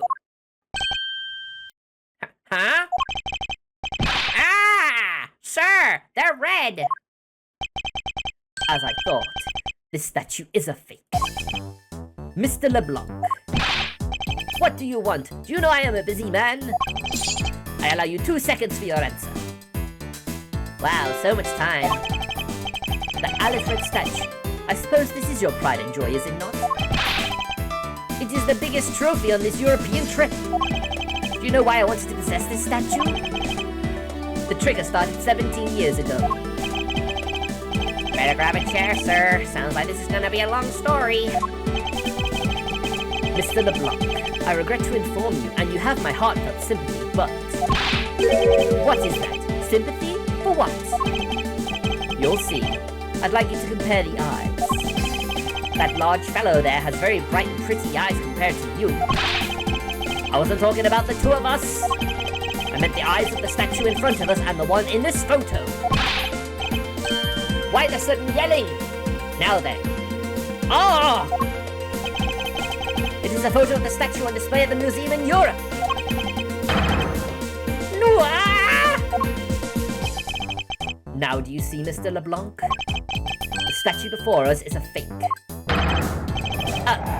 A fake! I believe that even further examination will be required. Now that we have confirmed that this is indeed a fake, there must be some sort of proof that it was brought on board in Zhengfa. Now I'll present to you the evidence that will resolve the remaining contradiction.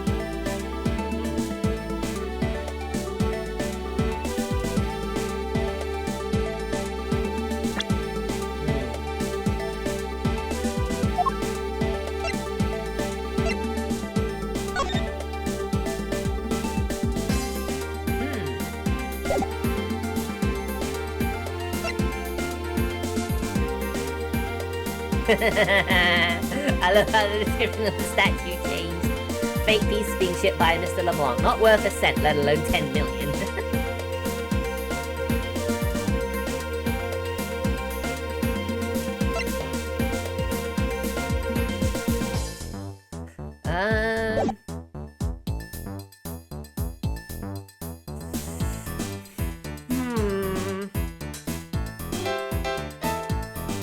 Now, what can I prove that was brought on in Zhengfa? Oh, hey, Mezida! Welcome to the stream, bro. How you doing?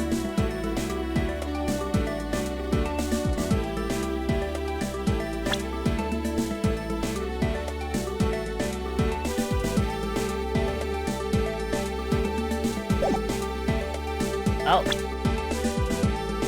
Oh, true. Ah.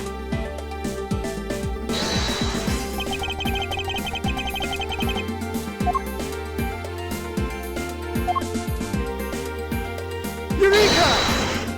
Got it.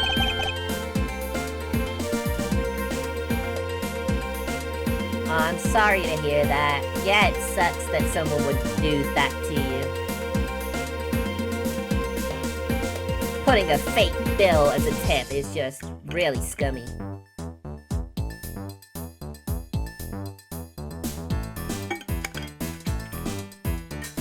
There is clearly a contradiction here.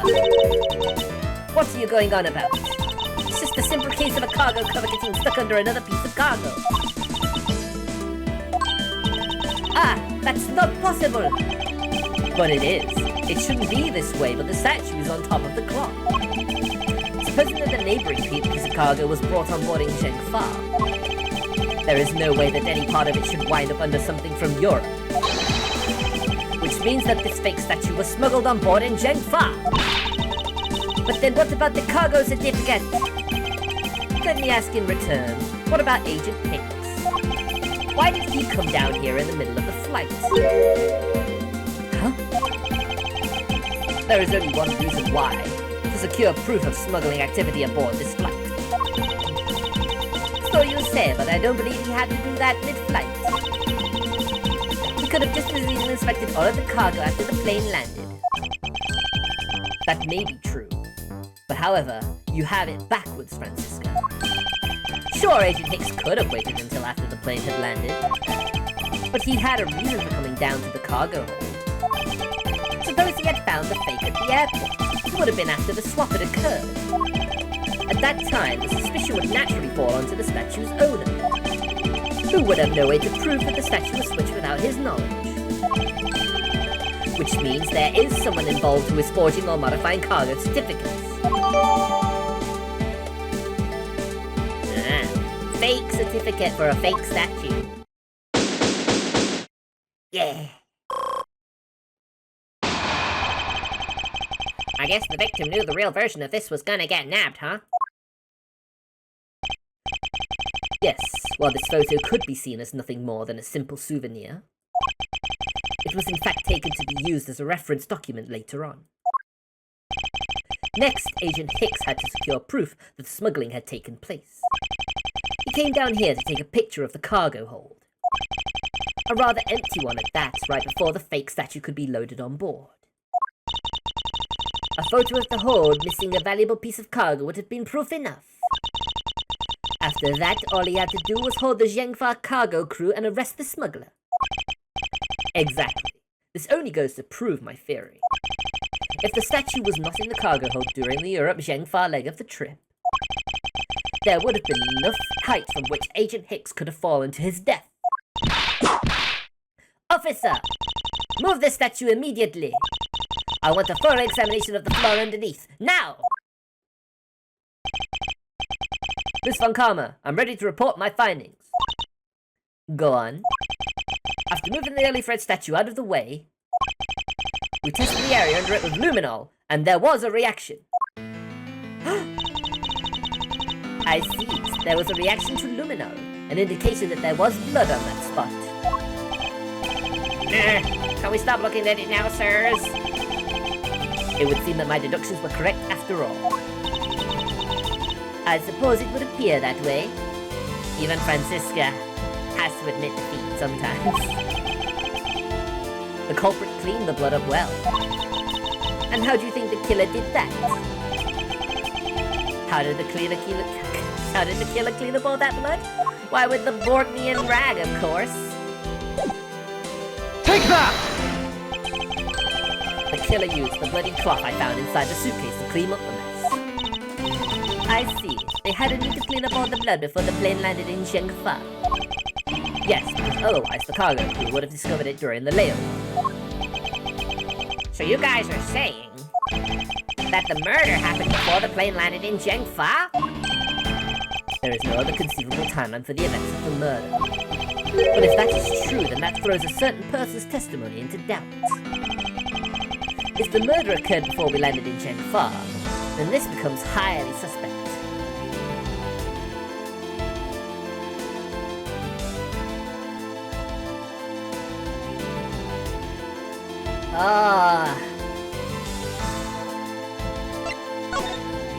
Miss Meal.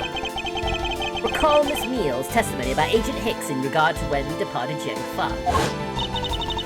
I saw Mr. Hicks sitting in his seat at 5 a.m., you know? I completely forgot about that, but I just had a feeling Miss Meal just sounded suspicious. She claims Agent Hicks was alive at the time of the service calls, but...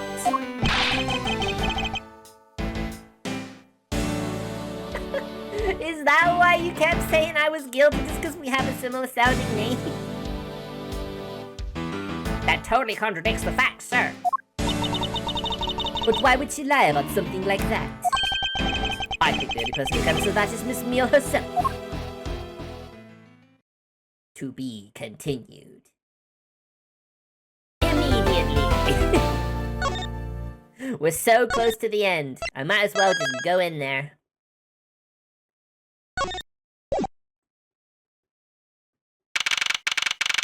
March 12th, 3:35 p.m.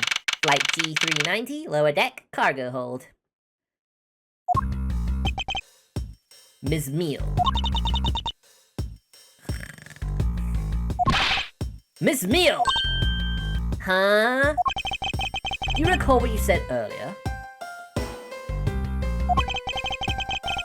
About when you answered some service calls as we were departing from Jeng-Fa? Huh? You said that Mr. Hicks was sitting in his seat at that time. However, that is simply not possible. Because Mr. Hicks was dead long before we ever touched down in Jeng-Fa. Oh? Miss Cammy Meal. Maybe I didn't see what I thought I did. No one could make a mistake so large, Miss Meal. But I make that kind of boo-boo all the time. Ugh. This is going nowhere. There must be a better way of resolving this contradiction. Very well, Miss Meal. If you would please tell me about your alibi during the time span. From just before we were to land at 3 a.m. and 6 a.m. when the body was found. Are you telling me I'm a suspect, Mr. Edgeworth? Yes, you are, actually. It doesn't matter how sexy you are. You're a murderer, a dirty murderer, and we're gonna prove it.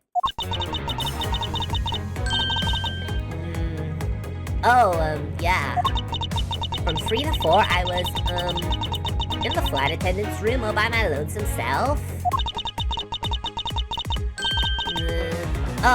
Yeah. And from 5 to 6, I was, in the flight attendant's room all by my lonesome self. No, that ain't true. How is a man supposed to react to a testimony like that? Miss Meal, wake up!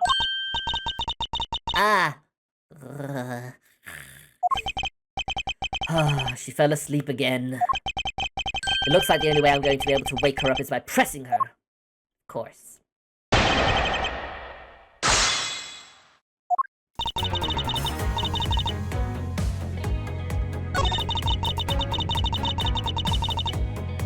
Hold it!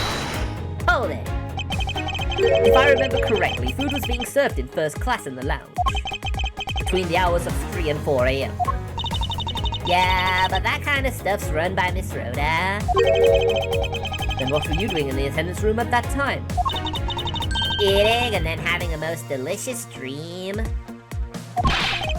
You mean you were neglecting your duties? No way, sleeping's part of our job too, you know.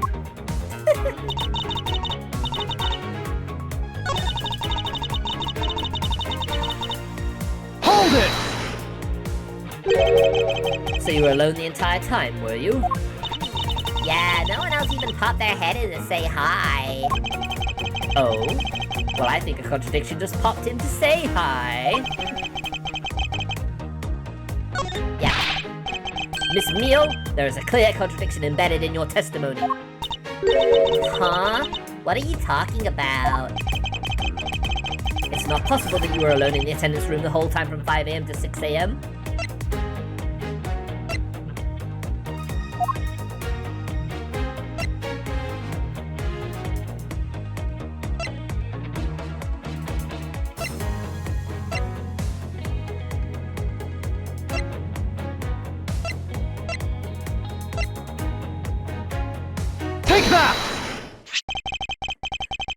I wonder if you would be so kind as to take a look at this receipt, Miss Meal. Huh? A receipt? For what? It's for the suitcase Miss Tenero bought. Now, if I may direct your attention to the timestamp. As you can see, it clearly says 5:40 a.m. Miss Tenero. Yes. Huh? Why is the killer here? I thought you'd have her locked up by now. I requested that she be present as a witness so that we may straighten out your complex lie. Now then, Miss Tenero, between the hours of 5 and 6 a.m., you took a trip from first class down to the first floor in the flight shop, correct? Yes, I went to the shop to buy a suitcase. After which I went straight to the attendant's room to drop it off. And did you see Miss Meal there at the time? No. So, Miss Meal, where were you really between the hours of 5 and 6 a.m.?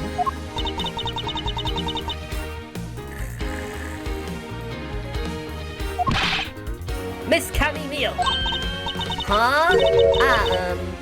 The bathroom? I'll be the one to ask the questions here. Yeah, maybe that's it. Probably just missed her. Nature calls, you know?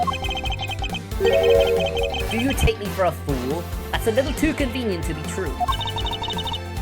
But it's the truth. Cross my heart. I don't have enough conclusive proof to counter-argue her at this stage. You don't believe me, do you? But please, won't you give me a chance to hear me out? That's what we're here for.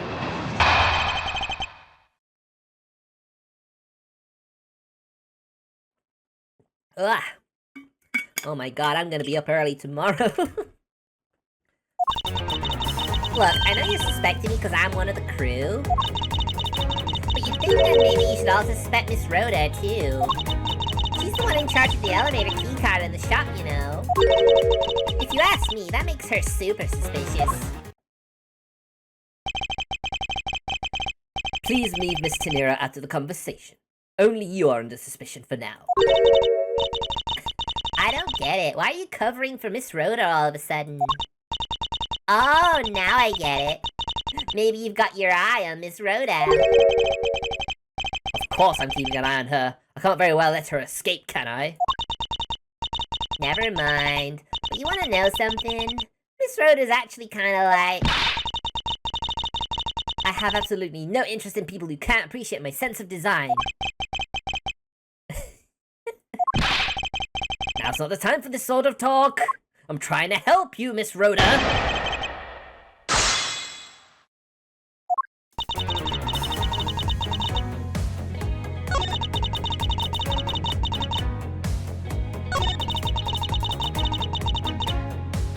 Hold it! I'm gonna press her on this line. And what are you in charge of, Miss Neal? I take care of the attendance room. That doesn't count. Aw, but I spend so much time in there. Might as well be my responsibility. Mr. Edgeworth, Cammy is very talented in languages, so she assists passengers who may not speak English, especially those who speak Orkneyan. She is the only one on this flight who is fluent. Oh, you mean that kind of, what am I in charge of? Why didn't you say so in the first place? What else could I have meant? Yes, I'm really good at Borginian. She's fluent in Borginian. Then I suppose you're in charge of processing documents in Borginian? Yeah, I take care of anything that has to do with Borginian. Very interesting.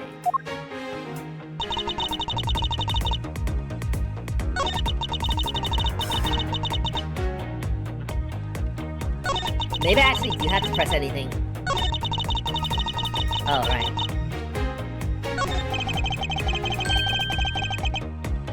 Miss Neal, it's very unladylike to put suspicions onto someone else. That's not what I'm doing at all. I'm just saying both Miss Roder is very sus. Oh, no. You went and said it.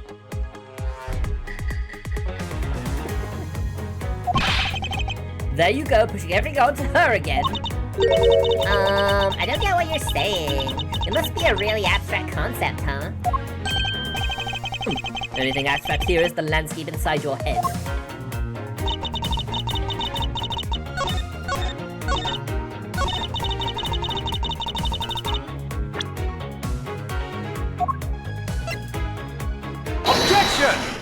Objection! Got ya. So you are the only one on this flight crew that speaks Borginian? Is that correct? Oh, yeah, I guess so. I studied the Borginia for a while. If that is the case, then the signature on this document belongs to you, doesn't it? Huh. This is a falsified piece of documentation with only one purpose. To lead anyone who read it to believe that Lisa LeBlanc's statue was loaded in Europe. The only person who could have either prepared or processed this document in Borginian is you, Miss Meal. Ah. Wiggle, wiggle, wiggle, wiggle, wiggle, wiggle, wiggle. Without your participation, the smuggling of the Aleph Red could not have occurred. Don't sleep while I'm pointing my finger at you. Don't ignore me. Oh, damn! The personality change! We all know what that means! Oh, I wouldn't dream of falling asleep on you, Mr. Edgeworth. It is exactly as you say. Are you confessing to having participated in the smuggling? No, far from it. It's true that I was the one who signed off on that document. But you can't use the fact alone to make your allegation of smuggling stick. There is no direct correlation, after all. All you have is my signature on a piece of paper. Really? All you did was sign it? I neglected to check if the cargo had been loaded onto the plane properly. So sorry about that. It seems that she's finally woken up. This is going to be one tough fight. Suppose, and this is just a supposition, even if I was involved in the smuggling, you can't throw the charge of murder on me just like that. Objection! If you were involved in the smuggling, you would have a strong motive to kill. Agent Hicks was in the middle of an investigation regarding a smuggling ring. And just when he was about to close in, he's killed by a member of that ring. Well, did you ever stop to think that maybe Rhoda is the smuggling ring member? After all, unlike me, Rhoda has access to many things on this plane for work purposes. She blowing bubbles at me. So perhaps there is some element of a setup at play in this case. What are you talking about? No, it's gotta be family friendly. I mean, it's a PG game, isn't it? 15 at most. Don't worry, I wasn't talking about you. I meant the killer. First it was myself, and now it's Miss Tenira who is under the microscope. Seems to me that our killer is going to great lengths to put this crime on anyone they can. You have no proof that Rhoda is being set up, or that she isn't. Actually, I believe that she was indeed the intended target from the very beginning. I believe that the plan was to push all of the blame for the crime onto her. And this evidence will prove my suspicions.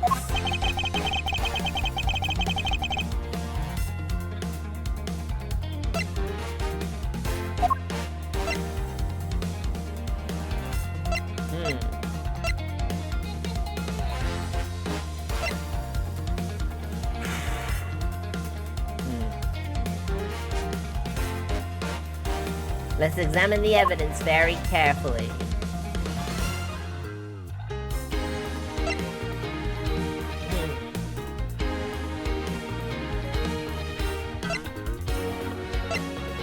Of course, tomato sauce. Everyone's a robot. It makes total sense.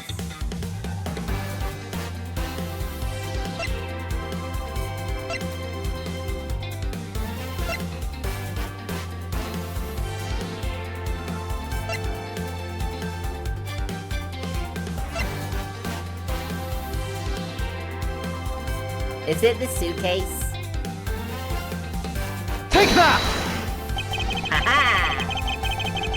killer could have hidden the body anywhere, and yet they chose the suitcase. Why is that? Perhaps it was to move the body up from the lower deck to the first floor. However, why go through the trouble to do so? Ooh, she's stressing out. The only way all of these actions make sense is if the killer had wanted to frame Miss Tenero for the murder. Miss Tenero buys a suitcase on every flight she works without fail. But should her suitcase be switched with the one containing the victim's body, that would put her in a very tight spot. Unfortunately for the killer, the turbulence put an end to that plan. There wasn't enough time to put the body back into the suitcase.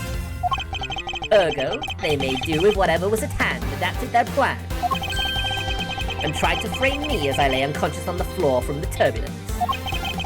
The killer then went to hide the suitcase in the flight shop, and brought the piggy bank back to the elevator in order to fabricate a false weapon. A lot of work for a fruitless endeavor, wouldn't you agree? Sounds like the killer had a tough time too, huh? I mean, why did the killer need to frame someone that badly anyway? That is because of the special circumstances surrounding this particular case.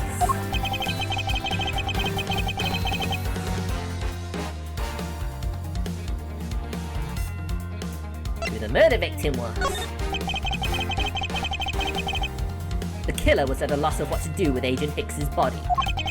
But as it just so happens, there were a bunch of empty suitcases nearby. Being a skinny man, the killer thought he'd put his body in the suitcase and hand it off.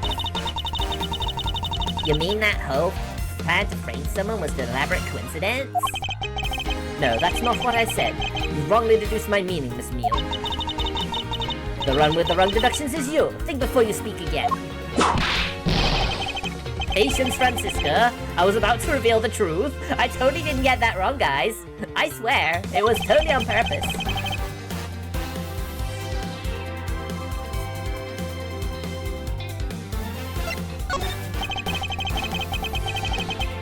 Oh no! I got it wrong again!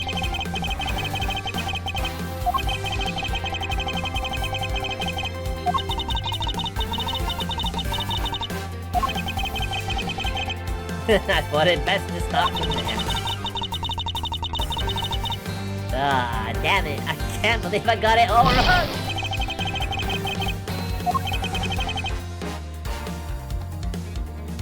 Where the murder took place. Okay, fair enough. It's funny, you'll get it wrong, and then when you've only got the one answer left, it's like, okay, alright, now I see why my logic was completely all over the place. The special circumstance is simply that the murder took place on a plane mid-flight. No matter which country, customs is quite strict in this day and age. So no matter what you do, the chances that the body will be found is very high. Therefore, there was no choice but to frame either Miss Tenero or myself. In other words, the only one who fits within the boundaries of the criminal's movements is not Miss Tenero or myself, but you, Miss Camille. Only you and you alone could be the killer.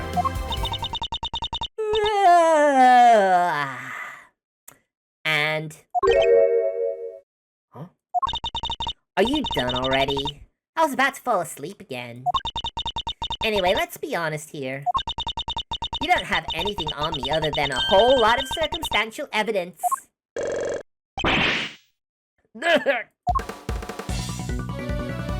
True enough. I can see the outline of how the murder occurred, but I have no definitive evidence. And isn't there a piece of evidence that's still unaccounted for? Something that I still can't quite fit into the big picture. The phone, right? Take that! That one I did know. I don't have any actual evidence. I thought not. But that's because it went missing and still is. Missing? What do you mean by that? In the complex puzzle that is this case, there was one piece I kept getting stuck on. And that is the victim's cell phone. Francisca, you were waiting at the airport for a phone call from Agent Hick's cell phone. Or at least that's what you had told me. That's right. but Agent Hicks's cell phone could not be found at the crime scene. You mean the killer took the phone with them? Precisely. I suspect if we were to find that phone, it would lead us to the killer. Ha ha ha ha! Come on, get serious. If the victim fell to his death from that height, wouldn't his phone break as well? We won't know that until we try a little experiment, will we? Francisca, I'd like to ask for your assistance. You know the victim's phone number, do you not? Of course I do. Here we go. Agent Hicks's phone! It's ringing from somewhere, sir! I hear it, Detective. Now where is it coming from?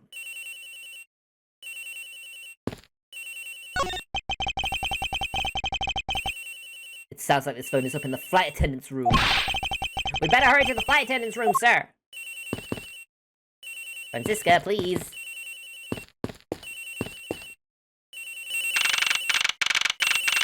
March 12th, 4:12 p.m. Flight G390, first floor, flight attendant's room. The ring is coming from somewhere in here, sir! Leave no stone unturned, Detective Gumshoe. We must find it.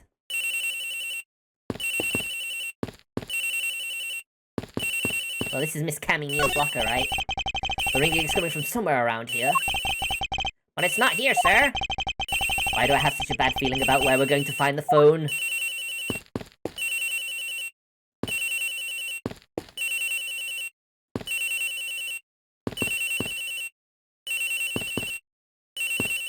Oh, great, here, right? I wonder if I might be inside the suitcase. I don't hear any sounds coming from inside, sir. This was a couple would have been so dumb as to try the same trick twice.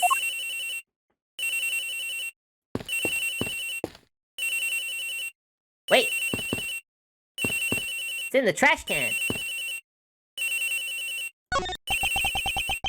Doesn't seem to be over here. And let's look somewhere else, sir! I can see it! It's in the bin! And my microphone's in the way. Guess not. Guess that's a red herring.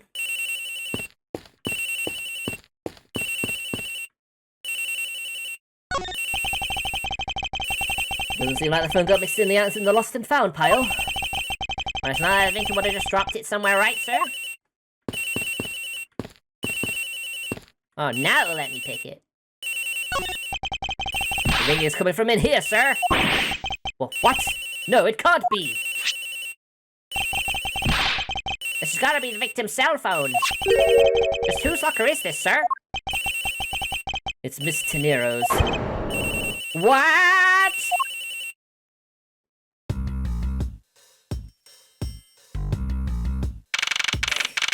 Can't believe it! I can't believe it! I can't believe it! March 12th, 4:28 p.m. Flight G390, lower deck, cargo hold.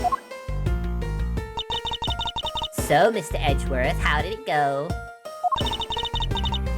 Where did you find the phone? I found it in the flight attendant's room in Miss Tenero's locker. What? But... Rhoda Tenero! I don't know anything about the phone! It wasn't me! It wasn't me! Miss Von Karmer, is it? I suggest you arrest Miss Rhoda Tenero right away. Objection! Wait! I have a theory. This is related to the incident with the keycard. When the killer went to steal the keycard, they conveniently stashed the cell phone in Miss Tenero's locker at the same time. Objection! This is related to the keycard, alright? In the same way that we have zero proof that the killer did just that. The only voice that sings the truth is evidence. That is the one bird we cannot ignore. What should I do? Francisca's right. I can't offer baseless conjectures at this point. Alright then, why did the culprit take the cell phone for Agent Hicks? It must have something very incriminating on it, or in it. Hold it! What now, Miles Edgeworth? It's not over yet. We have yet to figure out why the killer took the phone. What? Inside this phone lies the final piece of incriminating evidence that will point us to our killer. We need to examine this phone in more detail. Crack screen.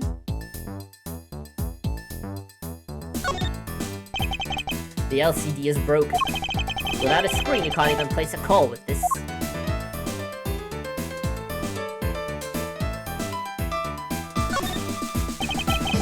This must be the switch that opens the phone.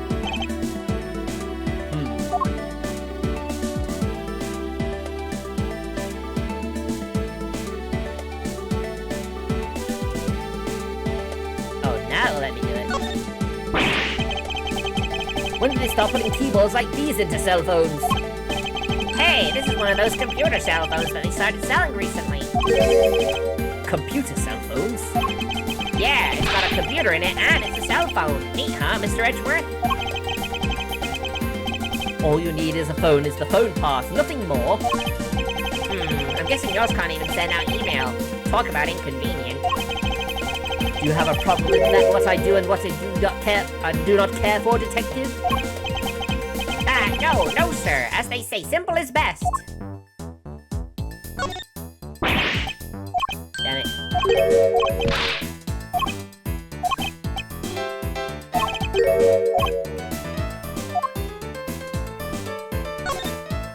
Come on! Ah, this is annoying.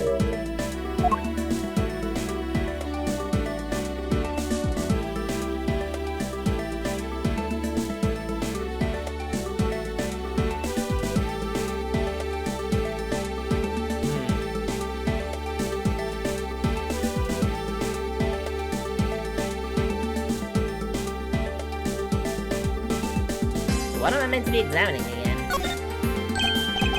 Ah, it's a camera lens. Come to think of it, I wonder, how exactly is Agent Hicks planning to preserve the crime scene of the smuggling? Francisca, I need you to confirm something. This cell phone, can it take pictures? Mr. Edgeworth, I can't believe you don't know about this kind of basic stuff, sir. This looks like a very similar model to my own. And mine can take photos just fine. Do you think Agent Hicks could have taken some pictures with this? In particular, pictures as evidence for the smuggling case? If so, I'd say there may be some very inconvenient photos in here for our killer smuggler. But the phone's all busted up, sir. Even a super prosecutor can't repair a broken phone. I'll find a way, don't you worry about that.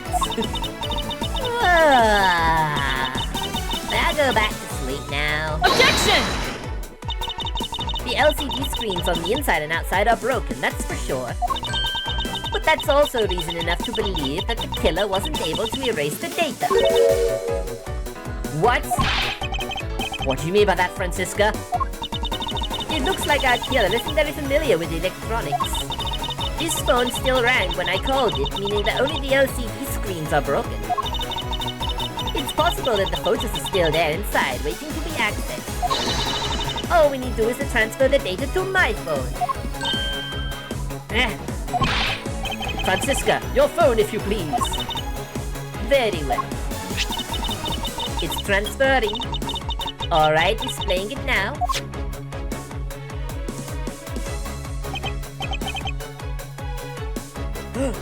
This is... Agent Hicks was most certainly trying to obtain some evidence for his smuggling case. Hey, the Elaphant's nowhere to be seen in this pic, sir. But this has no meaning as a piece of evidence in this murder case, right? Ouch, she's right. There's not much we can find out from this about Agent Hicks's killer, sir. Is this it? Is this the end? Is there really nothing in this photo that we can use?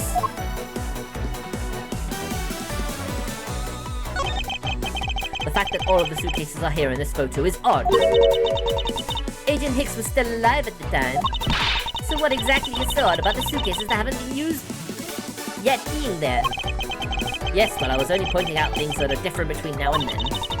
Your off-topic ramblings have put this attendant to sleep yet again, Miles Edgeworth. I'll give Sleepyhead here a rude awakening, a deafening objection and a contradiction.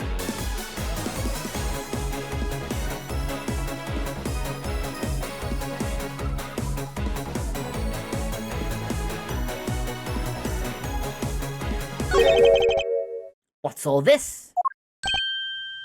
Hmm? Oh! They are cargo ship from Borgnia to Zhengfa. That is true, it is not there, because it hadn't been put on the ship, on the plane yet. So the reason they aren't here now is that they were dropped off in Zhengfa. Mr. LeBlanc, can you tell me the contents of the boxes? Unfortunately, there is no English written on them anywhere. One cluster of boxes is written in Borginian. It says, it is cloth in English. Cloth? Could it be? Is this where the killer? Well, what? What's that scary face? Ms. Meal? Yes? It appears that Agent Hicks was no ordinary investigator. Huh? He left us with a piece of evidence after all. A striking piece that will point out who this killer is. Ha! Maybe you shouldn't force your mistaken reading of a simple picture, Mr. Edgeworth.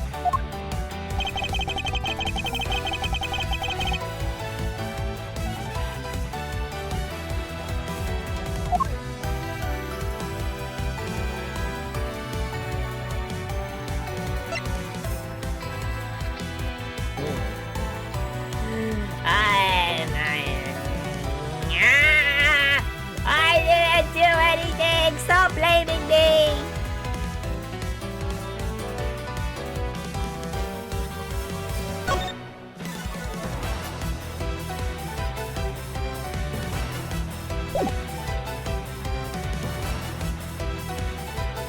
Take that! And what is that supposed to prove? The killer used this piece of cloth to wipe up the blood they had spilled. But there was one thing that bothered me this whole time. Where did it come from? And now I have finally found my answer in this very photo. The cargo that was unloaded in Zhengfa had cloth written on it. In Borginian, that is. And this is where the killer grabbed a piece from to clean up the blood with. That's right. The killer was someone who could read and understand Borginian. And the only crew member that fits that description is you, Miss Cammy Meal. Ha! That's pretty flimsy. The killer probably searched through all the boxes looking for something to use. When you're frantic, you don't care if the box is in English or Borginian. Objection! Sorry, but I cannot agree with your assessment of the killer's indiscriminate nature. What? There was no need for the killer to tear through boxes at random at all. And if the killer supposedly could not comprehend Borginian, well then, logically, the killer would have opened this box first.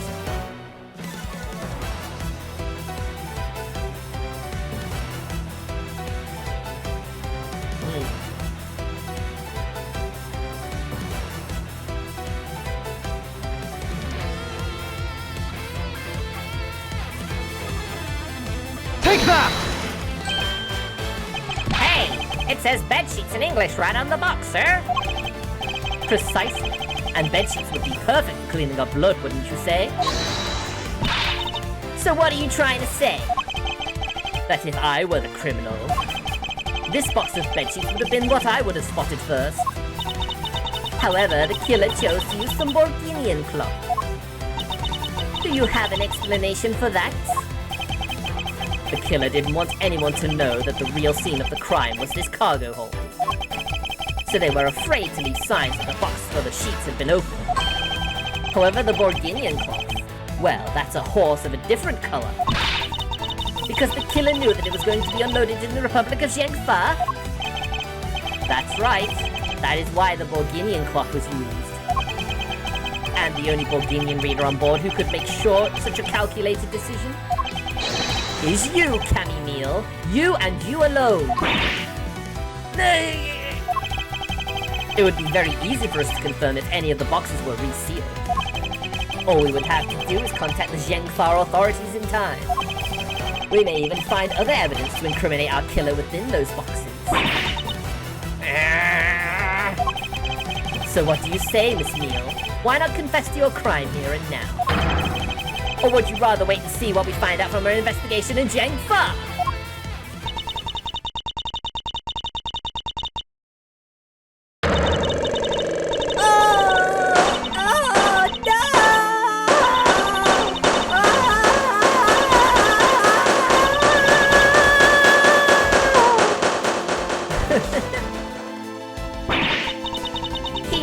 He was into pole. I couldn't stop it. I brought him here, started taking pictures. I couldn't be found out. I was scared. I was in trouble. I.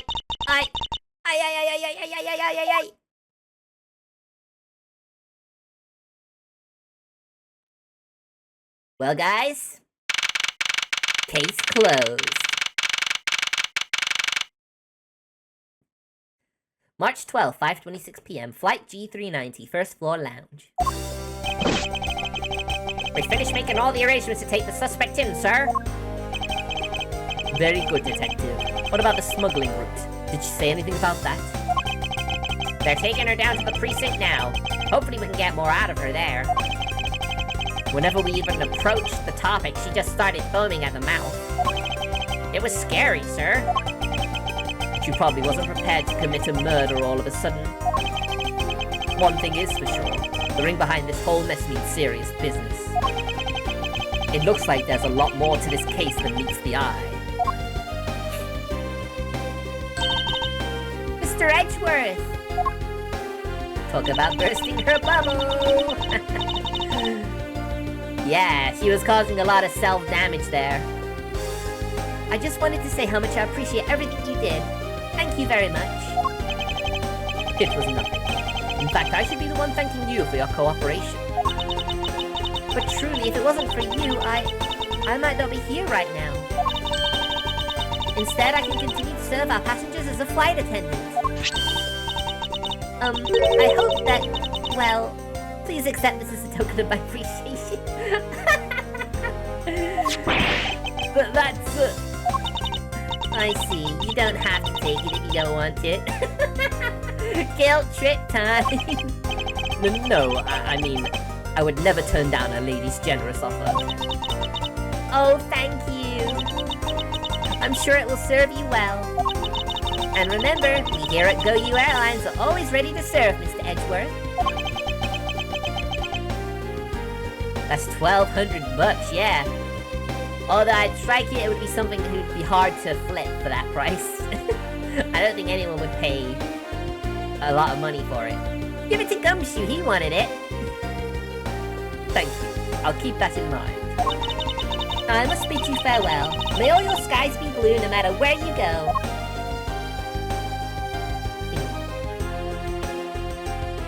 That's what I said. I knew Gumshoe would probably like it. I can't believe we wound up investigating the whole day, sir, but boy was it fun. Speak for yourself. My day was filled with earthquakes, elevators, and false charges. By the way, where's Francisca? Oh, she's filling out some customs paperwork for her departure. Departure? Yeah, Miss Von Karma's always really busy, sir. She's been flying from country to country to chase down some leads regarding her case. Detective? Can you cancel the car I had you reserve earlier? You got it, sir. March 12th, 5:47 p.m., Hope Springs Airport. A lot quieter now, isn't it? Francisca? I thought I told you when you first landed. I have no time for idle chatter. I have no intention of wasting your time, however. It has been a while since we last met. I also have no time for such familiar reminiscence. Just who do you think I am?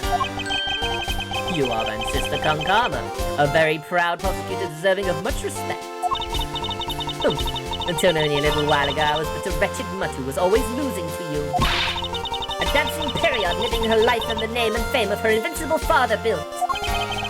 True, your father, Manfred Von Karma, didn't lose a single case for 40 years as a prosecutor. However, I wouldn't say he was invincible. What are you talking about? think you know very well who he's talking about. The attorney that actually took down Manfred von Karma. Phoenix Wright.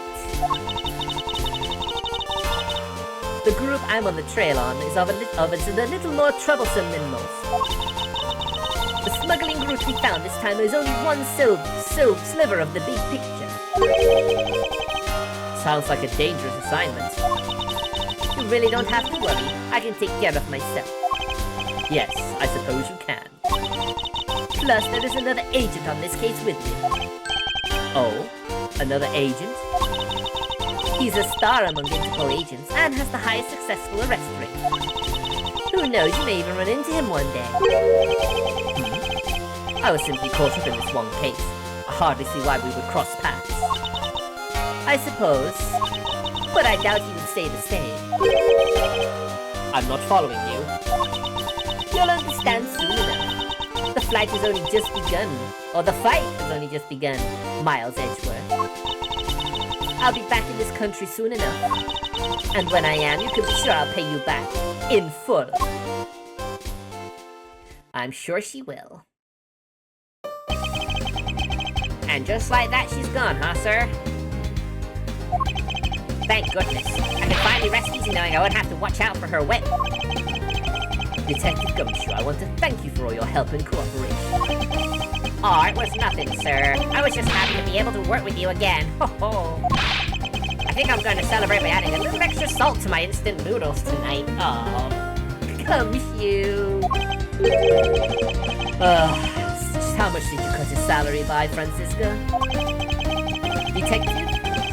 I was wondering if you might give me a ride down to the prosecutor's office. Sure thing, sir. I'll even fly down the road in the patrol car if you want. Don't make me remind you, Detective. Safety first.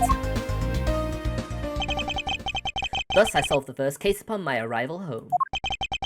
Francisca von Karma, the smuggling route she was after. The leaders of that ring had already put their trump card into play. And the players on the other side of this war, they would begin to make themselves known through the next incident.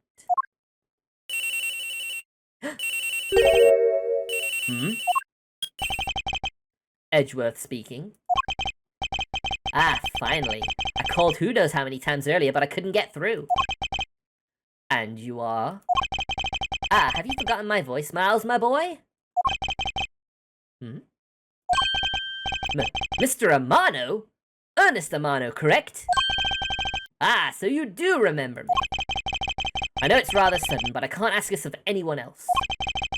There's been an incident, Miles. My son, he's been kidnapped. Huh? Dun dun dun dun dun dun. To be continued.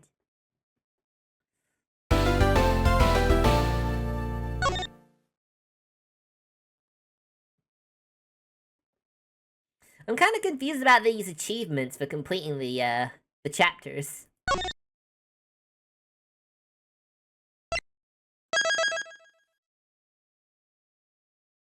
Don't worry, we will stop that smuggling ring, don't you worry. The kidnap turnabout.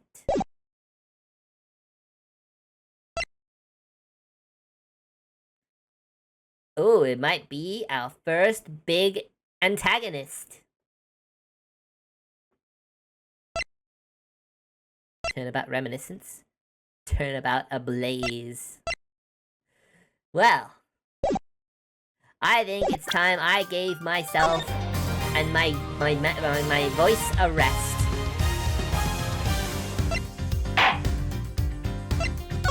So, let me thank you guys again so much for coming. I appreciate everything you do very much. It was good to see some old chatters back again. And I may do a stream tomorrow. We'll see how my voice recovers. So, if you can, stick around for the raid. And I will see you guys, if not tomorrow, on Monday, when we'll be starting Spooky Month streams. And on the late shift as well. The schedule will be up in the Discord tonight. X tomorrow. So, I'll see you guys later. Take care and have a good night, everybody. Bye!